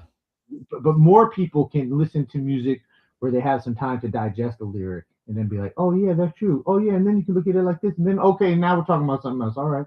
Oh yeah, that's true. And no, you can think about it like this, and then oh yeah, now something's coming. You know, that's a much easier mental pace to keep than a lot of motherfucking Mike and Nine. I mean, this, I actually interviewed him too. Yeah. yeah, good dude, good brother. They, I like Mike and Nine. they say he got the biggest vocabulary in hip hop. Yeah, I don't doubt it. I mean, he says the most words. You know what I mean? He's going got these Kobe. He probably saying You know? words that I can't even pronounce. Oh, bro. He's I mean, over there you saying know- words I can't even pronounce. I don't even know the definition of yet. Like his vocabulary is crazy. Yeah, the other thing to me that's amazing about Mike and I, having worked with him before, we got a song top qualified together on the Haiku d'etat record, which is him, Abstract Rude, and AC Alone's record project together. He did a song with all of the Quantum, so me, Gab, and Okay. Lyrics Born. And on that song, man, the chorus, he came up with the chorus, right? But Micah Nine's freestyle zone is so heavy that it really, he does not remember what he just said. You know, he'll start freestyling and he just disassociates, you know, and he is completely leaning into his subconscious mind to just lead him where it wants to go. And it's a trip. You know, I find Casual is similar. He can just kind of go there, you know. I don't know if he remembers afterwards, but I know that with Micah Nine with that chorus, I mean, he went off and he started flowing. He went into the top qualified. And I was like, hey, hold on. That was the chorus right there. He was like, what'd I say? He was like, bro, you were right here. He was right here, my guy. I was right here, and you was right there, and you rapped it. I'm gonna tell you what you said. Hold on. And that was the chorus. But brilliant. You know what I mean? Just a brilliant. You know what I mean? Yeah. So your name is the Truth Speaker. What does truth mean to you in today's world, especially when people are allergic to truth? They actually call truth hate nowadays. Yeah.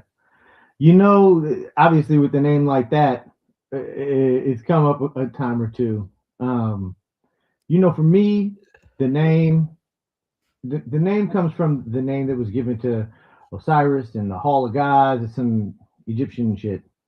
I think that what it's meant for me throughout my career is just simply that I have to speak my truth. And what it's come to mean more and more is that I just have to be very, very honest about what I see, how I see it, and that as long as I do that, it's authentic, you know, and it is what it is, and I don't have to. I can stand 10 toes down on it. I think that in general, I think that that's one of the hardest things for most people to do, and one of the trickiest parts about it, to be honest, is the fact that in our lives there's so much change, and what can be true for you is supposed to change. You know, like my dreams at 14 are not supposed to be the same as my dreams at 24, which is not going to be the same as my dreams at 34, which is not going to be the same as my dreams at 44. Yeah. And along the way, at some point, I'll have to be honest with myself and truthful about the fact that there's something going on there that's not working for me anymore. And it's up to me to figure out what that is. And I think that that's true for everybody in their lives, you know. That change and that growth is where are the biggest stumbling blocks to kind of expressing and finding our own truths, you know. So I think that that's what it means mostly for me now. I think in today's era of truth and people bending the truth and lying point blank, I think that it makes it so that you got to watch out. You know, you got to watch out. And I think now more than ever, it's important for communities to come together and be honest with each other.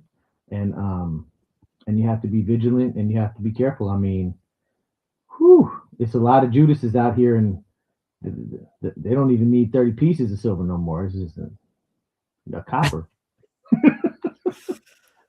They're giving it up. And I think that in that same idea and in that kind of same space, it's important to really appreciate, be thankful and grateful for, and search out like-minded individuals that aren't like that and that are willing to speak their truths and speak your truth to you. You know, sometimes your truth will come at you through somebody else's mouth and you'll be like, damn, I don't know if I was ready for that one, but that's really what it is, you know. A good partner, you know what I'm saying? My lady now, she's good at that. You know? Do you think in the music industry that some musicians don't have like realistic goals? It seems like everybody at one point always had the same goal, like to just sign to a major label, but everybody can't get to a major label. Sometimes you need to be independent, you know, and I think just some people don't have realistic goals in the music industry. Do you agree with that? I think that I don't know that goals always necessarily have to be realistic, you know. Like I think you can have a goal that's not realistic, and that's okay. You know what I'm saying? You can shoot for the Okay. moon even if you miss, you're among the stars. You know what I'm saying? And I definitely can say for myself, I don't think that there's anything wrong with approaching every album you make like it's about to be the biggest album ever. I think if that's your goal, that's an okay Okay. goal to have. And if it don't get there, as long as you know how to manage those expectations, it'll be all right. I do think that it's also important to know what your goals are overall. You know what I mean? That's cool to have that goal for an album. I want this record to be the biggest, but how much you tie your own sense of self-worth and happiness to all of those things, you got to be careful with that. I think with all things in life, because life is just, at least in my experience, it has shown me that it's going to throw you some curveballs. And if you attach your happiness to things, you're going to get disappointed. Almost all exterior things, people, Yeah. things that happen, anything can get taken away, and it's really about making sure that your goals are kind of internal. What is it that makes you happy? Knowing that first, you know what I mean? And so I think that those kinds of goals are different than kind of career goals and stuff like that. Okay. And then, like we're talking about change, man, I think that some people, you have to be careful that your goal isn't in the past. You can't Okay. kick a field goal on a field that don't exist. I'm not gonna ever score a touchdown at Candlestick. Yeah. It's not gonna happen no more.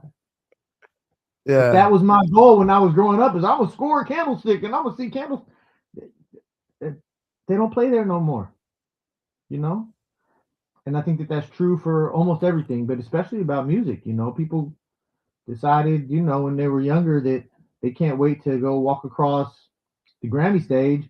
Then they go win the Grammy, and they're getting paid exact same amount for the show that they're doing. Grammy didn't do, you may have had the dream of walking over across and getting the Grammy, and that's in itself a goal. You did that. Yeah. But if you had expectations attached to it about how it was going to also make you millions of dollars because you got that Grammy, then you're going to be disappointed with that. And I think that's the part that I meant when I say realistic, is the expectations sometimes I think are unrealistic, especially when I see, I've done promotion for artists for 15 years, and I see some guys that, for example, they'll come with $50 to $100 and they think they should get like $5,000 worth of results. Yeah.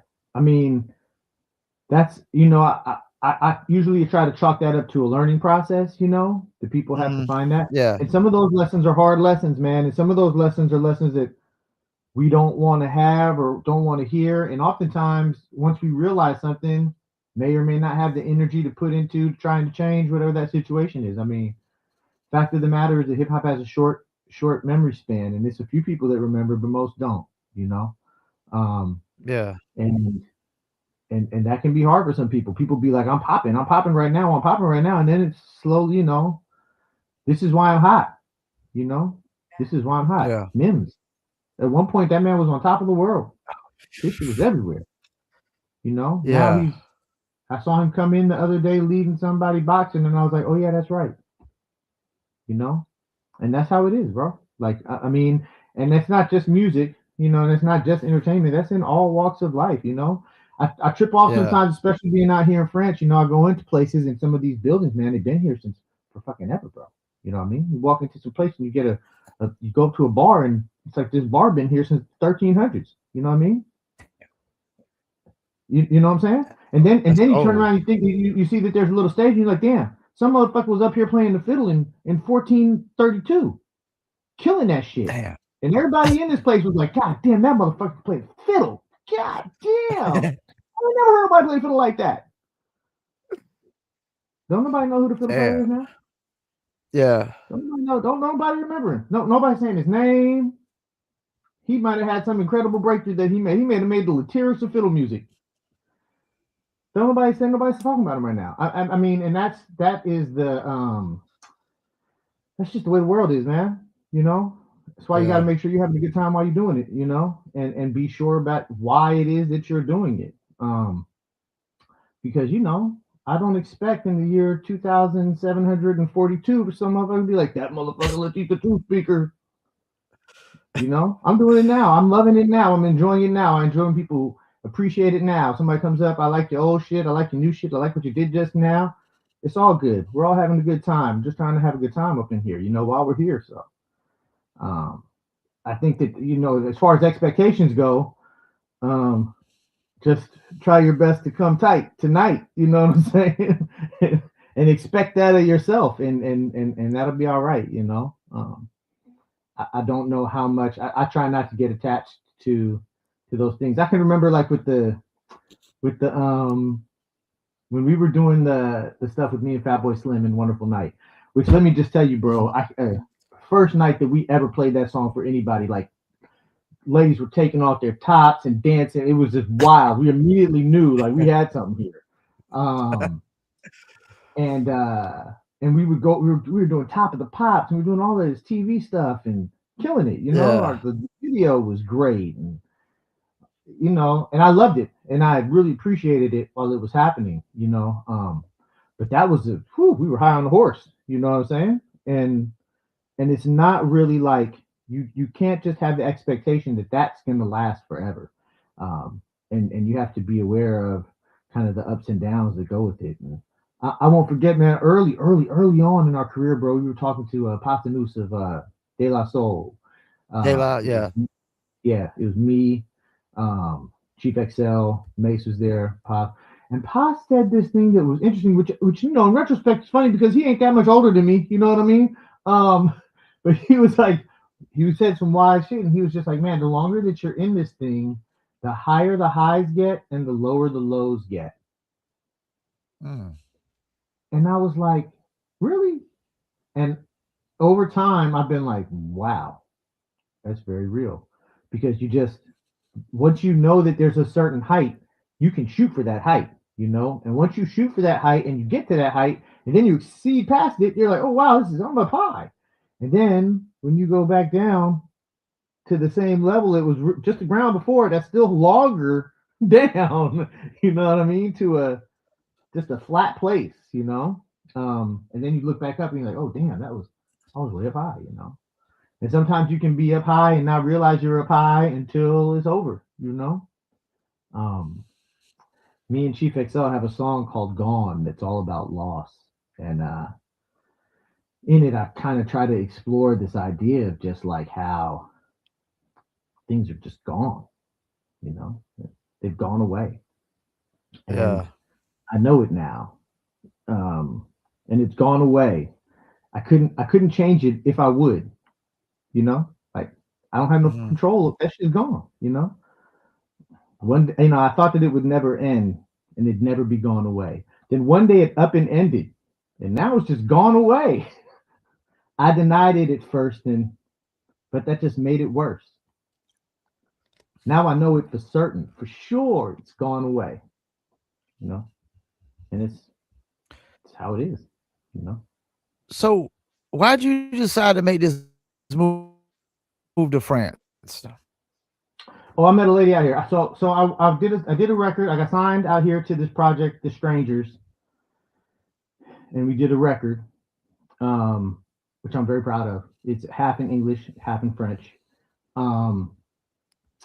And then I was touring that record, and as I was touring that record, I had broken up with my ex, who I'd been with for a long time, like 8 years. And then while I was out and about on the road, I met this woman. Her name is Julie Denez. She's an author, and she owns a publishing house. And you know, I just met her, and you know, I've been with women before that were creatives, you know, but usually if they're rapping, you know, it's tough because you know I'm better. I'm kidding. No, but with Julie, because she writes, she's an author and she writes books. There was a certain kind of overlapping of the skill set and the understanding of the writing of the process and all of that. But there's no like direct competition, you know. and so we're just like supportive of each other and can kind of understand each other and what the processes are like, but we aren't like, hey, yo, listen to this, and we wrap your face off, so to speak. Yeah. So that's how I met her, and it's been great ever since. Yeah. I mean, I've noticed a lot of artists have moved overseas. I mean, for real hip hop artists, it's almost better to be overseas, right? I don't know. I can't speak for everybody. You know what I mean? And also, man, I'll tell you, when I was in Oakland, I was doing a lot of work, kind of helping a lot of other artists. Like putting other younger cats on and doing like I was doing like a lot of event organization, and I wouldn't perform at my events. I would have other people perform my events. And so there were those things. And I kind of felt like, when I did come over here, I was all of a sudden a lane for a lot of young cats to get some kind of exposure and get some work and get some money in their pocket had disappeared when I left. Not that there aren't other people that are doing it. There certainly are, but I know in Oakland, I find that there are a lot of really, really good artists, and unfortunately, at a certain point, they got to move to LA. Because there's not an industry that's able to support them or help them in the Bay Area in that way. You can do it independent for a while, but then at some point you gotta go to LA and at least try, like we said, to shoot for the moon. Even if you miss, you end up on the stars. I think that there are some difficulties doing it outside of the States as well. Number one is, straight up, you're a foreigner. I mean, I struggle out here with the language. The language is not easy. Yeah. And it makes it so that there are other things that can be potential. There's some things culturally, the French aren't really wild about talking about money, and where I'm from in Oakland, bro, we talk about money directly. In fact, if you don't want to talk about money, it makes me look at you real sideways. You know what I mean? Like, why you can't talk to me directly about money? And that makes me feel like you're being shady. And that's straight up a cultural difference, Yeah. I think they would rather not talk about it, or talk about it through management, or talk about it through lawyers or some other way, which is not just them. People are like that in the States too. It's just I'm not like that, and generally speaking, business where I'm from isn't done like that, but so I think that there are some things that are also difficult, being abroad, and you still got to kind of stay tapped into the States anyway, because I don't know, for me, it just feels like that there are people in the States that like my stuff, and I want to continue the conversation that we're having, So I do think that the United States right now is difficult and getting more difficult, and I'm not sure when it'll be less difficult, and I think especially, I'm one of these OG triple OG. I'm an OG cat, you know what I mean? And especially outside of the United States, I've realized that systemically in the United States, there's some really big problems that I don't know can get fixed in my lifetime. Like this healthcare thing, bro. I had You said the what? You said healthcare? The healthcare stuff in America is broken, like crazy broken. I'm here in France. I had this thing the other day. I have this benign cyst, and it got inflamed, and I had to get it operated on and taken out. Then I had to have a nurse come to my house for 2 weeks to, make sure that do wound management on me and everything. I had to get the vitamins, the whole thing with the nurse. That whole thing cost me like €200. Yeah. Bro, if I'd have been in the States, it'd have been like 10 to 15 racks. Yeah. They charge you like $100 for a cheap ass burger and stuff. It's not really sustainable, and that to me is the part where I'm like, over here, I'm like, oh wow, that's a big difference. Not to mention that, here in France, if I were to become a citizen and whatnot, They have their Mhm. system here, the Spectac system, and if you're an artist, you get unemployment if you're not working. Oh, damn. Yeah, they're What? not giving no musicians unemployment in America for not. Okay, hold on. Oh, And, what? and I'm You not, can't get no shows? Oh, you screwed. and I'm not even sure of exactly what the amount is now, but I know that a couple, maybe like 8, 9 years ago, it was like you had to do something like 42 shows in a year to qualify. And if you did 42 shows in a year, the next year, if you didn't do any shows, you were getting paid $3K a month. Damn. A month. Damn. Yeah. So I mean, not like a ton of money, $36,000 a year, but that's expected to be why you're working on your next record and still Yeah. doing shows. It supplements your economy. You think the music industry needs a union? It needed a union a long time ago. I think, and it ain't just the music industry. America needs unions. So they Yeah. had some. Those are some of the best jobs. My brothers are working local 510, been getting it. Yeah. Union work is good work. Yeah. Longshoreman work is good work. Because of the unions. America needs unions. Yeah, I'm pro-union for sure. The entertainment industry is no different. Shit, man, a lot of the most money that I've gotten paid in the industry has been through SAG-AFTRA, the union for actors, and Yeah, because my everybody song in is the in some entertainment movie or industry some has a show. union, right? I Well, mean, if your actors show, got unions, yeah, athletes got unions. if your song is like in a movie or something like that, then you get SAG-AFTRA money, and that's real money. Okay. Yeah, like if you get licensed to be in a movie or in a television show or even commercials, yeah. I mean, the union is really where, in my experience in the industry, it's one of the places I've gotten the most money is from the union, for sure. That's what's up.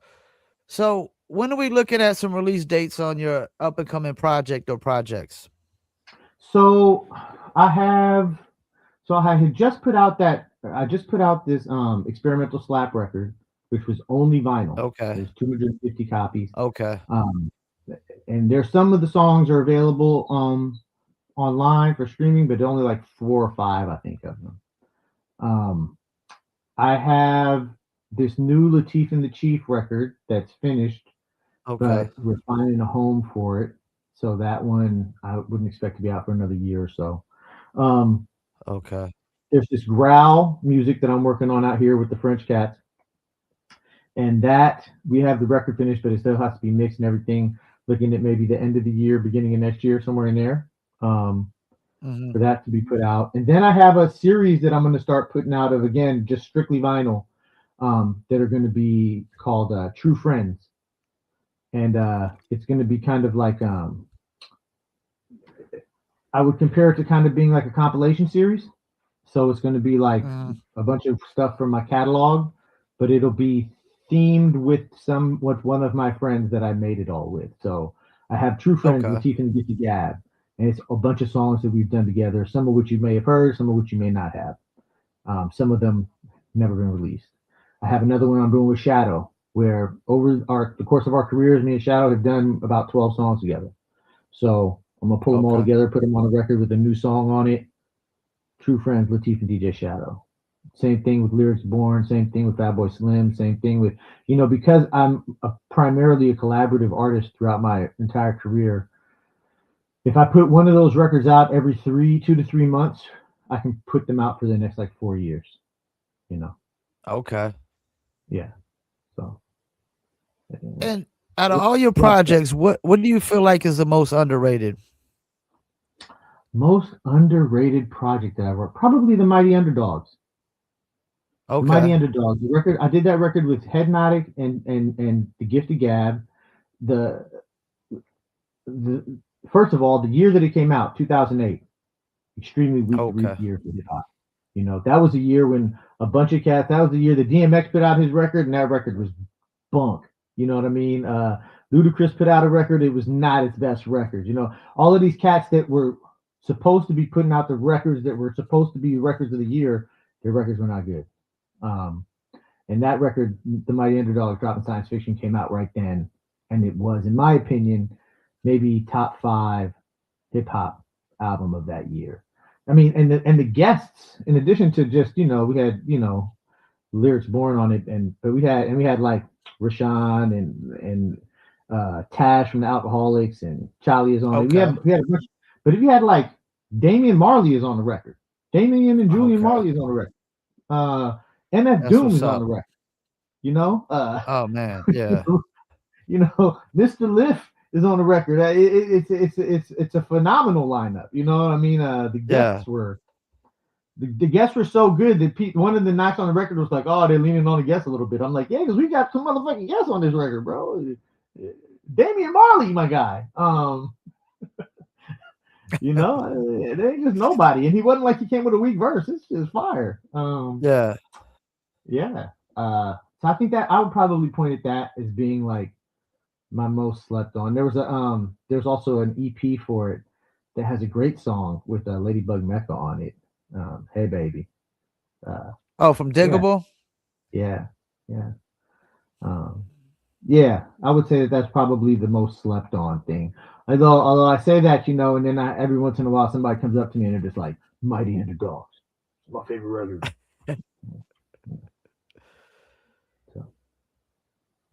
Yeah, man. I mean, I like what I heard from you, man. I mean, you got a lot of different styles. You got the records where you singing. Like you said something about people calling some of your records pop. There was one record I felt like, I guess you could say it sounded like a pop record, but like for me, I like that. I don't, I think sometimes hip hop artists can put themselves in a box. Sometimes, they have this mindset. If I do this, I'm selling out. I thought the goal was to sell out. We try to sell out tours. We try to sell out merchandise. We try to sell out CDs. We try to sell out the vinyl. We try to sell out the bag of chips with our name, the cereal box with our face on. We try to sell out everything. That's right. Yeah, and I mean, selling out is always it's different. It can mean different things to different people, man. You know what I mean? Like, yeah. Like I said, did Lauryn Hill sell out because her record went triple and quadruple, went however many times platinum that it did? She didn't really sell out. I don't think so. Like she just made the record that she wanted to make, and it just did well. It's not really selling out. You know. I feel like the same with like Outkast. I feel like the same about like almost any big record. You know what I mean? I mean, there's definitely some stuff that comes out and it's in a pop genre, but there's some stuff that it's just pop because it's popular. It's so popular. Yeah. You know? I think there was a few artists I think through the years that were like that happened. I don't think 50 Cent was shooting for trying to make pop records or Get Rich to Die Trying. I think some records just got so big that they became pop. They crossed over to that pop, world. I mean, when I first really got into hip hop, the first artist that really, really got me into hip hop was playing on top 40 pop radio stations, and that was Heavy D and the Boys. Made a sound that sounds like pop music. Absolutely. And I mean, and at that time, Heavy D is a great example, my diddly diddly diddly diddly diddly. I mean, that stuff, it was pop in the sense that that was the song. That was the song. Yeah. And I mean, he was working with Teddy Riley, who was the biggest producer in the world at the time. But when he was getting on the track, he wasn't making it pop. If anything, like we were talking about, he was being the bigger amoeba. He was making Teddy Riley sound like him, For real. Yeah. For real. Yeah, my first. Well, before we let you go, is any shout outs you'd like to do? Oh, go ahead. Finish up. I was just gonna say my first concert was Too Short opening.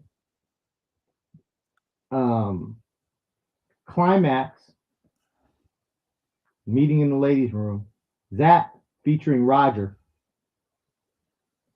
And then the headliner was Slick Rick and Dougie Fresh. And Slick Rick and Dougie Fresh didn't sell out. They were just selling Yeah. out the arena.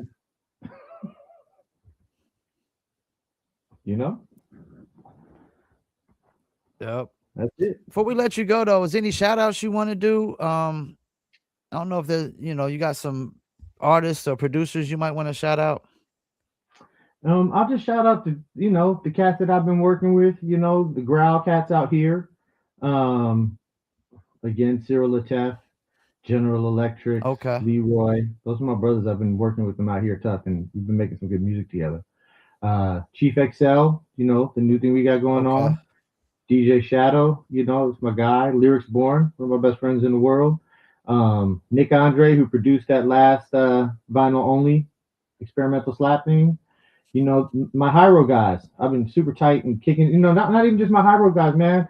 My Hyro guys, my Sunspot Jones, Grouch, Luck, Living Legends, all of those cats been super.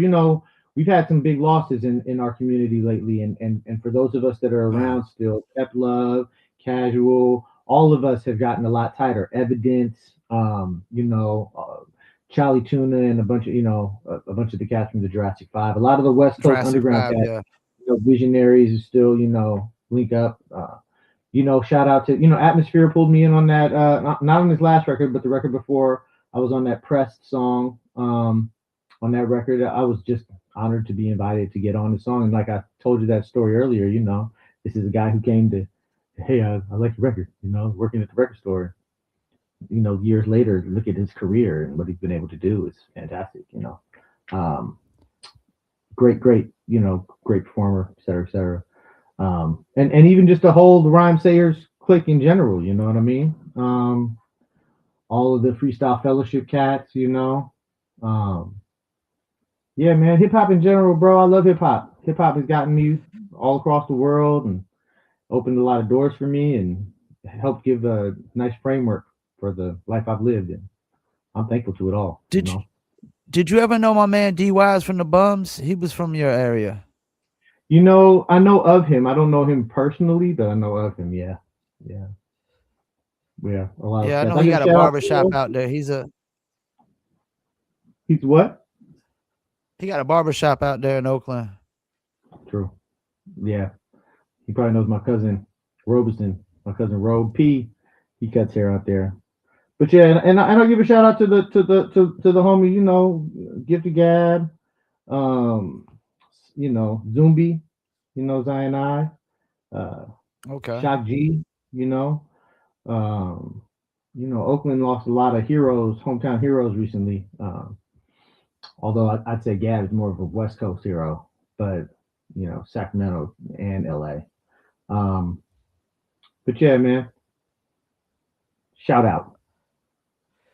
Well, I appreciate you taking the time out. You're a friend of the show now. If you want to come back on, please do. I'm gonna make sure I get off here, clip up some clips for the interview and promote those out. I'll send you my email if you want to send any music for our live music reviews.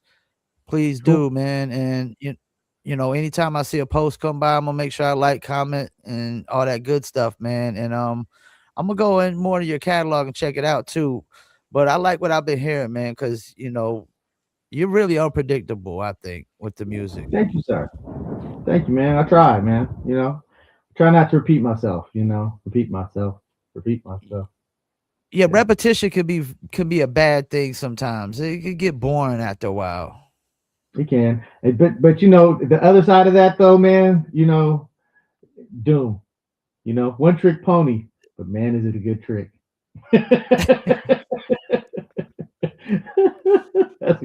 That's a great trick. I want to see that trick again. Wow.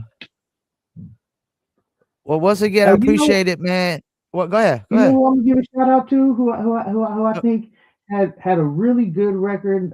Came out I think last year. Curious, bro.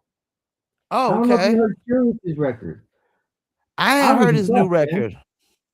I was impressed, bro. That dude got styles. I mean, he's always been great, Yeah.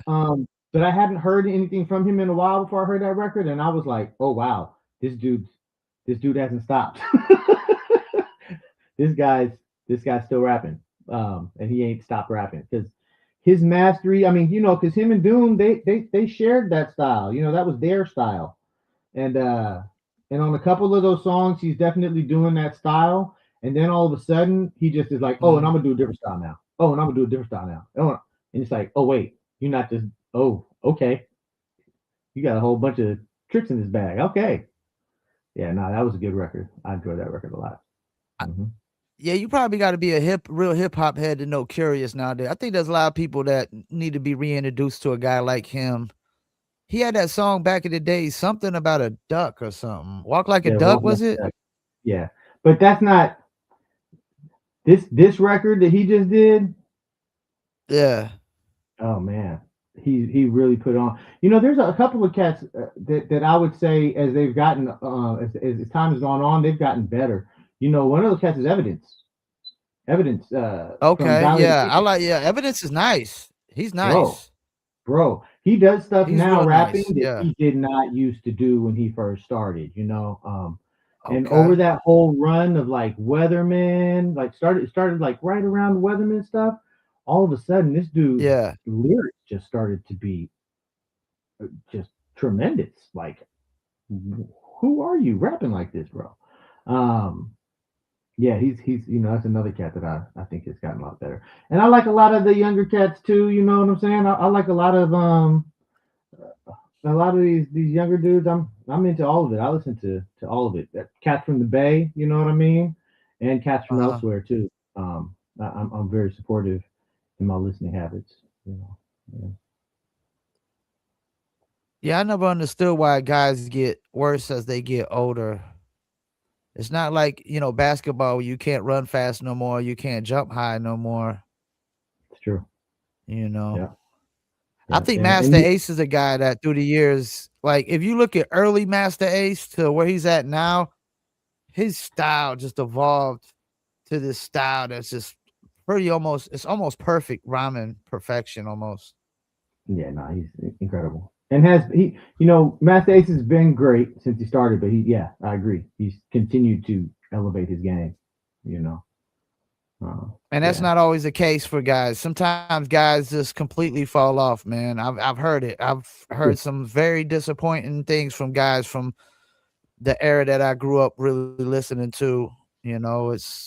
It's just it's a head scratcher to me sometimes. Like, wow, like You what know, happened? me and Gab talked about this, and me and X talk about this sometimes. But you know, one of the things about rap that's kind of a trip is you kind of got to stay in the game. Like you got to, it's like a boxing. Yeah, You know what I mean? Like boxing is yeah. not something that you just like walk away from and then just be coming back and I'm gonna start Come boxing back. again. You're Yeah, gonna get knocked out all the time. You know what I mean? All of a sudden, like what happened? I used to yeah, not get knocked out. Not get knocked. Yeah, I get knocked out every day, my guy. Um, rapping is one of those things that you have to be staying inspired and continue evolving and stay tapped in on some level with what it is that's going on and what's popular, even if that's not what you're gonna do. You know, but I can tell you yeah. right now, like I listen to the Coast Contra guys, I'm inspired. You know what I mean? Okay. Them cats is raw. Yeah, You know, yeah, um, and I don't feel so bad once I find out that Razkaz is their dad. That man, I feel better. yeah, I'm like, oh, y'all had a head start. All right, that's cool. That's cool. Y'all good. yeah, But Pivot Gang, them cats, fantastic. Uh, there's a lot of young cats that you know, I mean, our future is kind of middle of the road now. You know what I mean? But there's tons of groups, and I'm into, I listen to, learn, and study all of those cats because I feel like that's what it takes to stay on top of this thing. And if you like it, then like it. Don't not like it, like we said. yeah. Yeah. Well, appreciate you taking time out, man. I hope you enjoy the rest of your day. What is it about like 9 p.m. over there now? Yeah, it's getting there. Yeah, 9:15. Yes. Yeah. It's like 4 here still, so we still got a lot of day. But like I said, you're friend of the show. I'm gonna send you my contact info. I got your text, so I'm the kind of guy that likes to hit people up from time to time to check how you doing. So Cool, man. you expect the text to see. I'll probably text you holidays or something. Just make sure you're doing good and stuff like that. Sounds good, man. On some Wu-Tang. Expect the text. Cool. All right, well, enjoy the rest of your day, man. Cool. You too, man. All right, appreciate it. All good. Likewise. Peace. All right, peace. Well, there you have it. Another interview under the books. Lateef, the truth speaker, definitely got a lot of different styles. Very unpredictable. Go check out some of his projects. He had a few group ones. I can't believe I got the name right. Lyrics with Lyrics Born. He got out most underrated one. And you got Lateef and the Chief with Chief XL. Of course, he's got the solo, which I went through and listened to. It was called let me get it, make sure I got it right. Firewire. I was definitely impressed. A lot of different styles. He don't just rap, he also sings on some of the tracks as well. And just a lot of good different vibes on there, man. A lot of different vibes. It's unpredictable. It doesn't stay just one sound. He experiments with a lot of different sounds. And yeah, man, they definitely gotta get that union in the music industry, though. Definitely gotta get that union in the music industry. Appreciate everybody staying on and tune in for as long as y'all did. Shout to Dan the Automator. Appreciate you, Craig, Steven, Venegas. Probably butchered that last name. Tomorrow we got music reviews. Submit to livefromfayettenam@gmail.com. We about to wrap it up, get off here and clip up some clips. Also, I'm gonna clip out the interview and upload it separately because I was on I got the times mixed up. I thought they was literally 6 hours ahead and they were 5 hours ahead. So I came on at 2 p.m., which was 7 p.m. their time, and I was really supposed to be 3 p.m., 8 p.m. his time. But really great guy, man. A lot of interesting things. Been in the underground scene for a hot minute. Seen a lot of things. Now he's overseas, so he's seeing how it is overseas. You see how it is in the U.S. market, and that's, you never know where the world takes you, man. You born in Oakland and raised in Oakland, and you end up living in France, man. Who knows where life is going to take you? Appreciate y'all, man, for tuning in, and we're about to wrap it up. Peace. I'm out.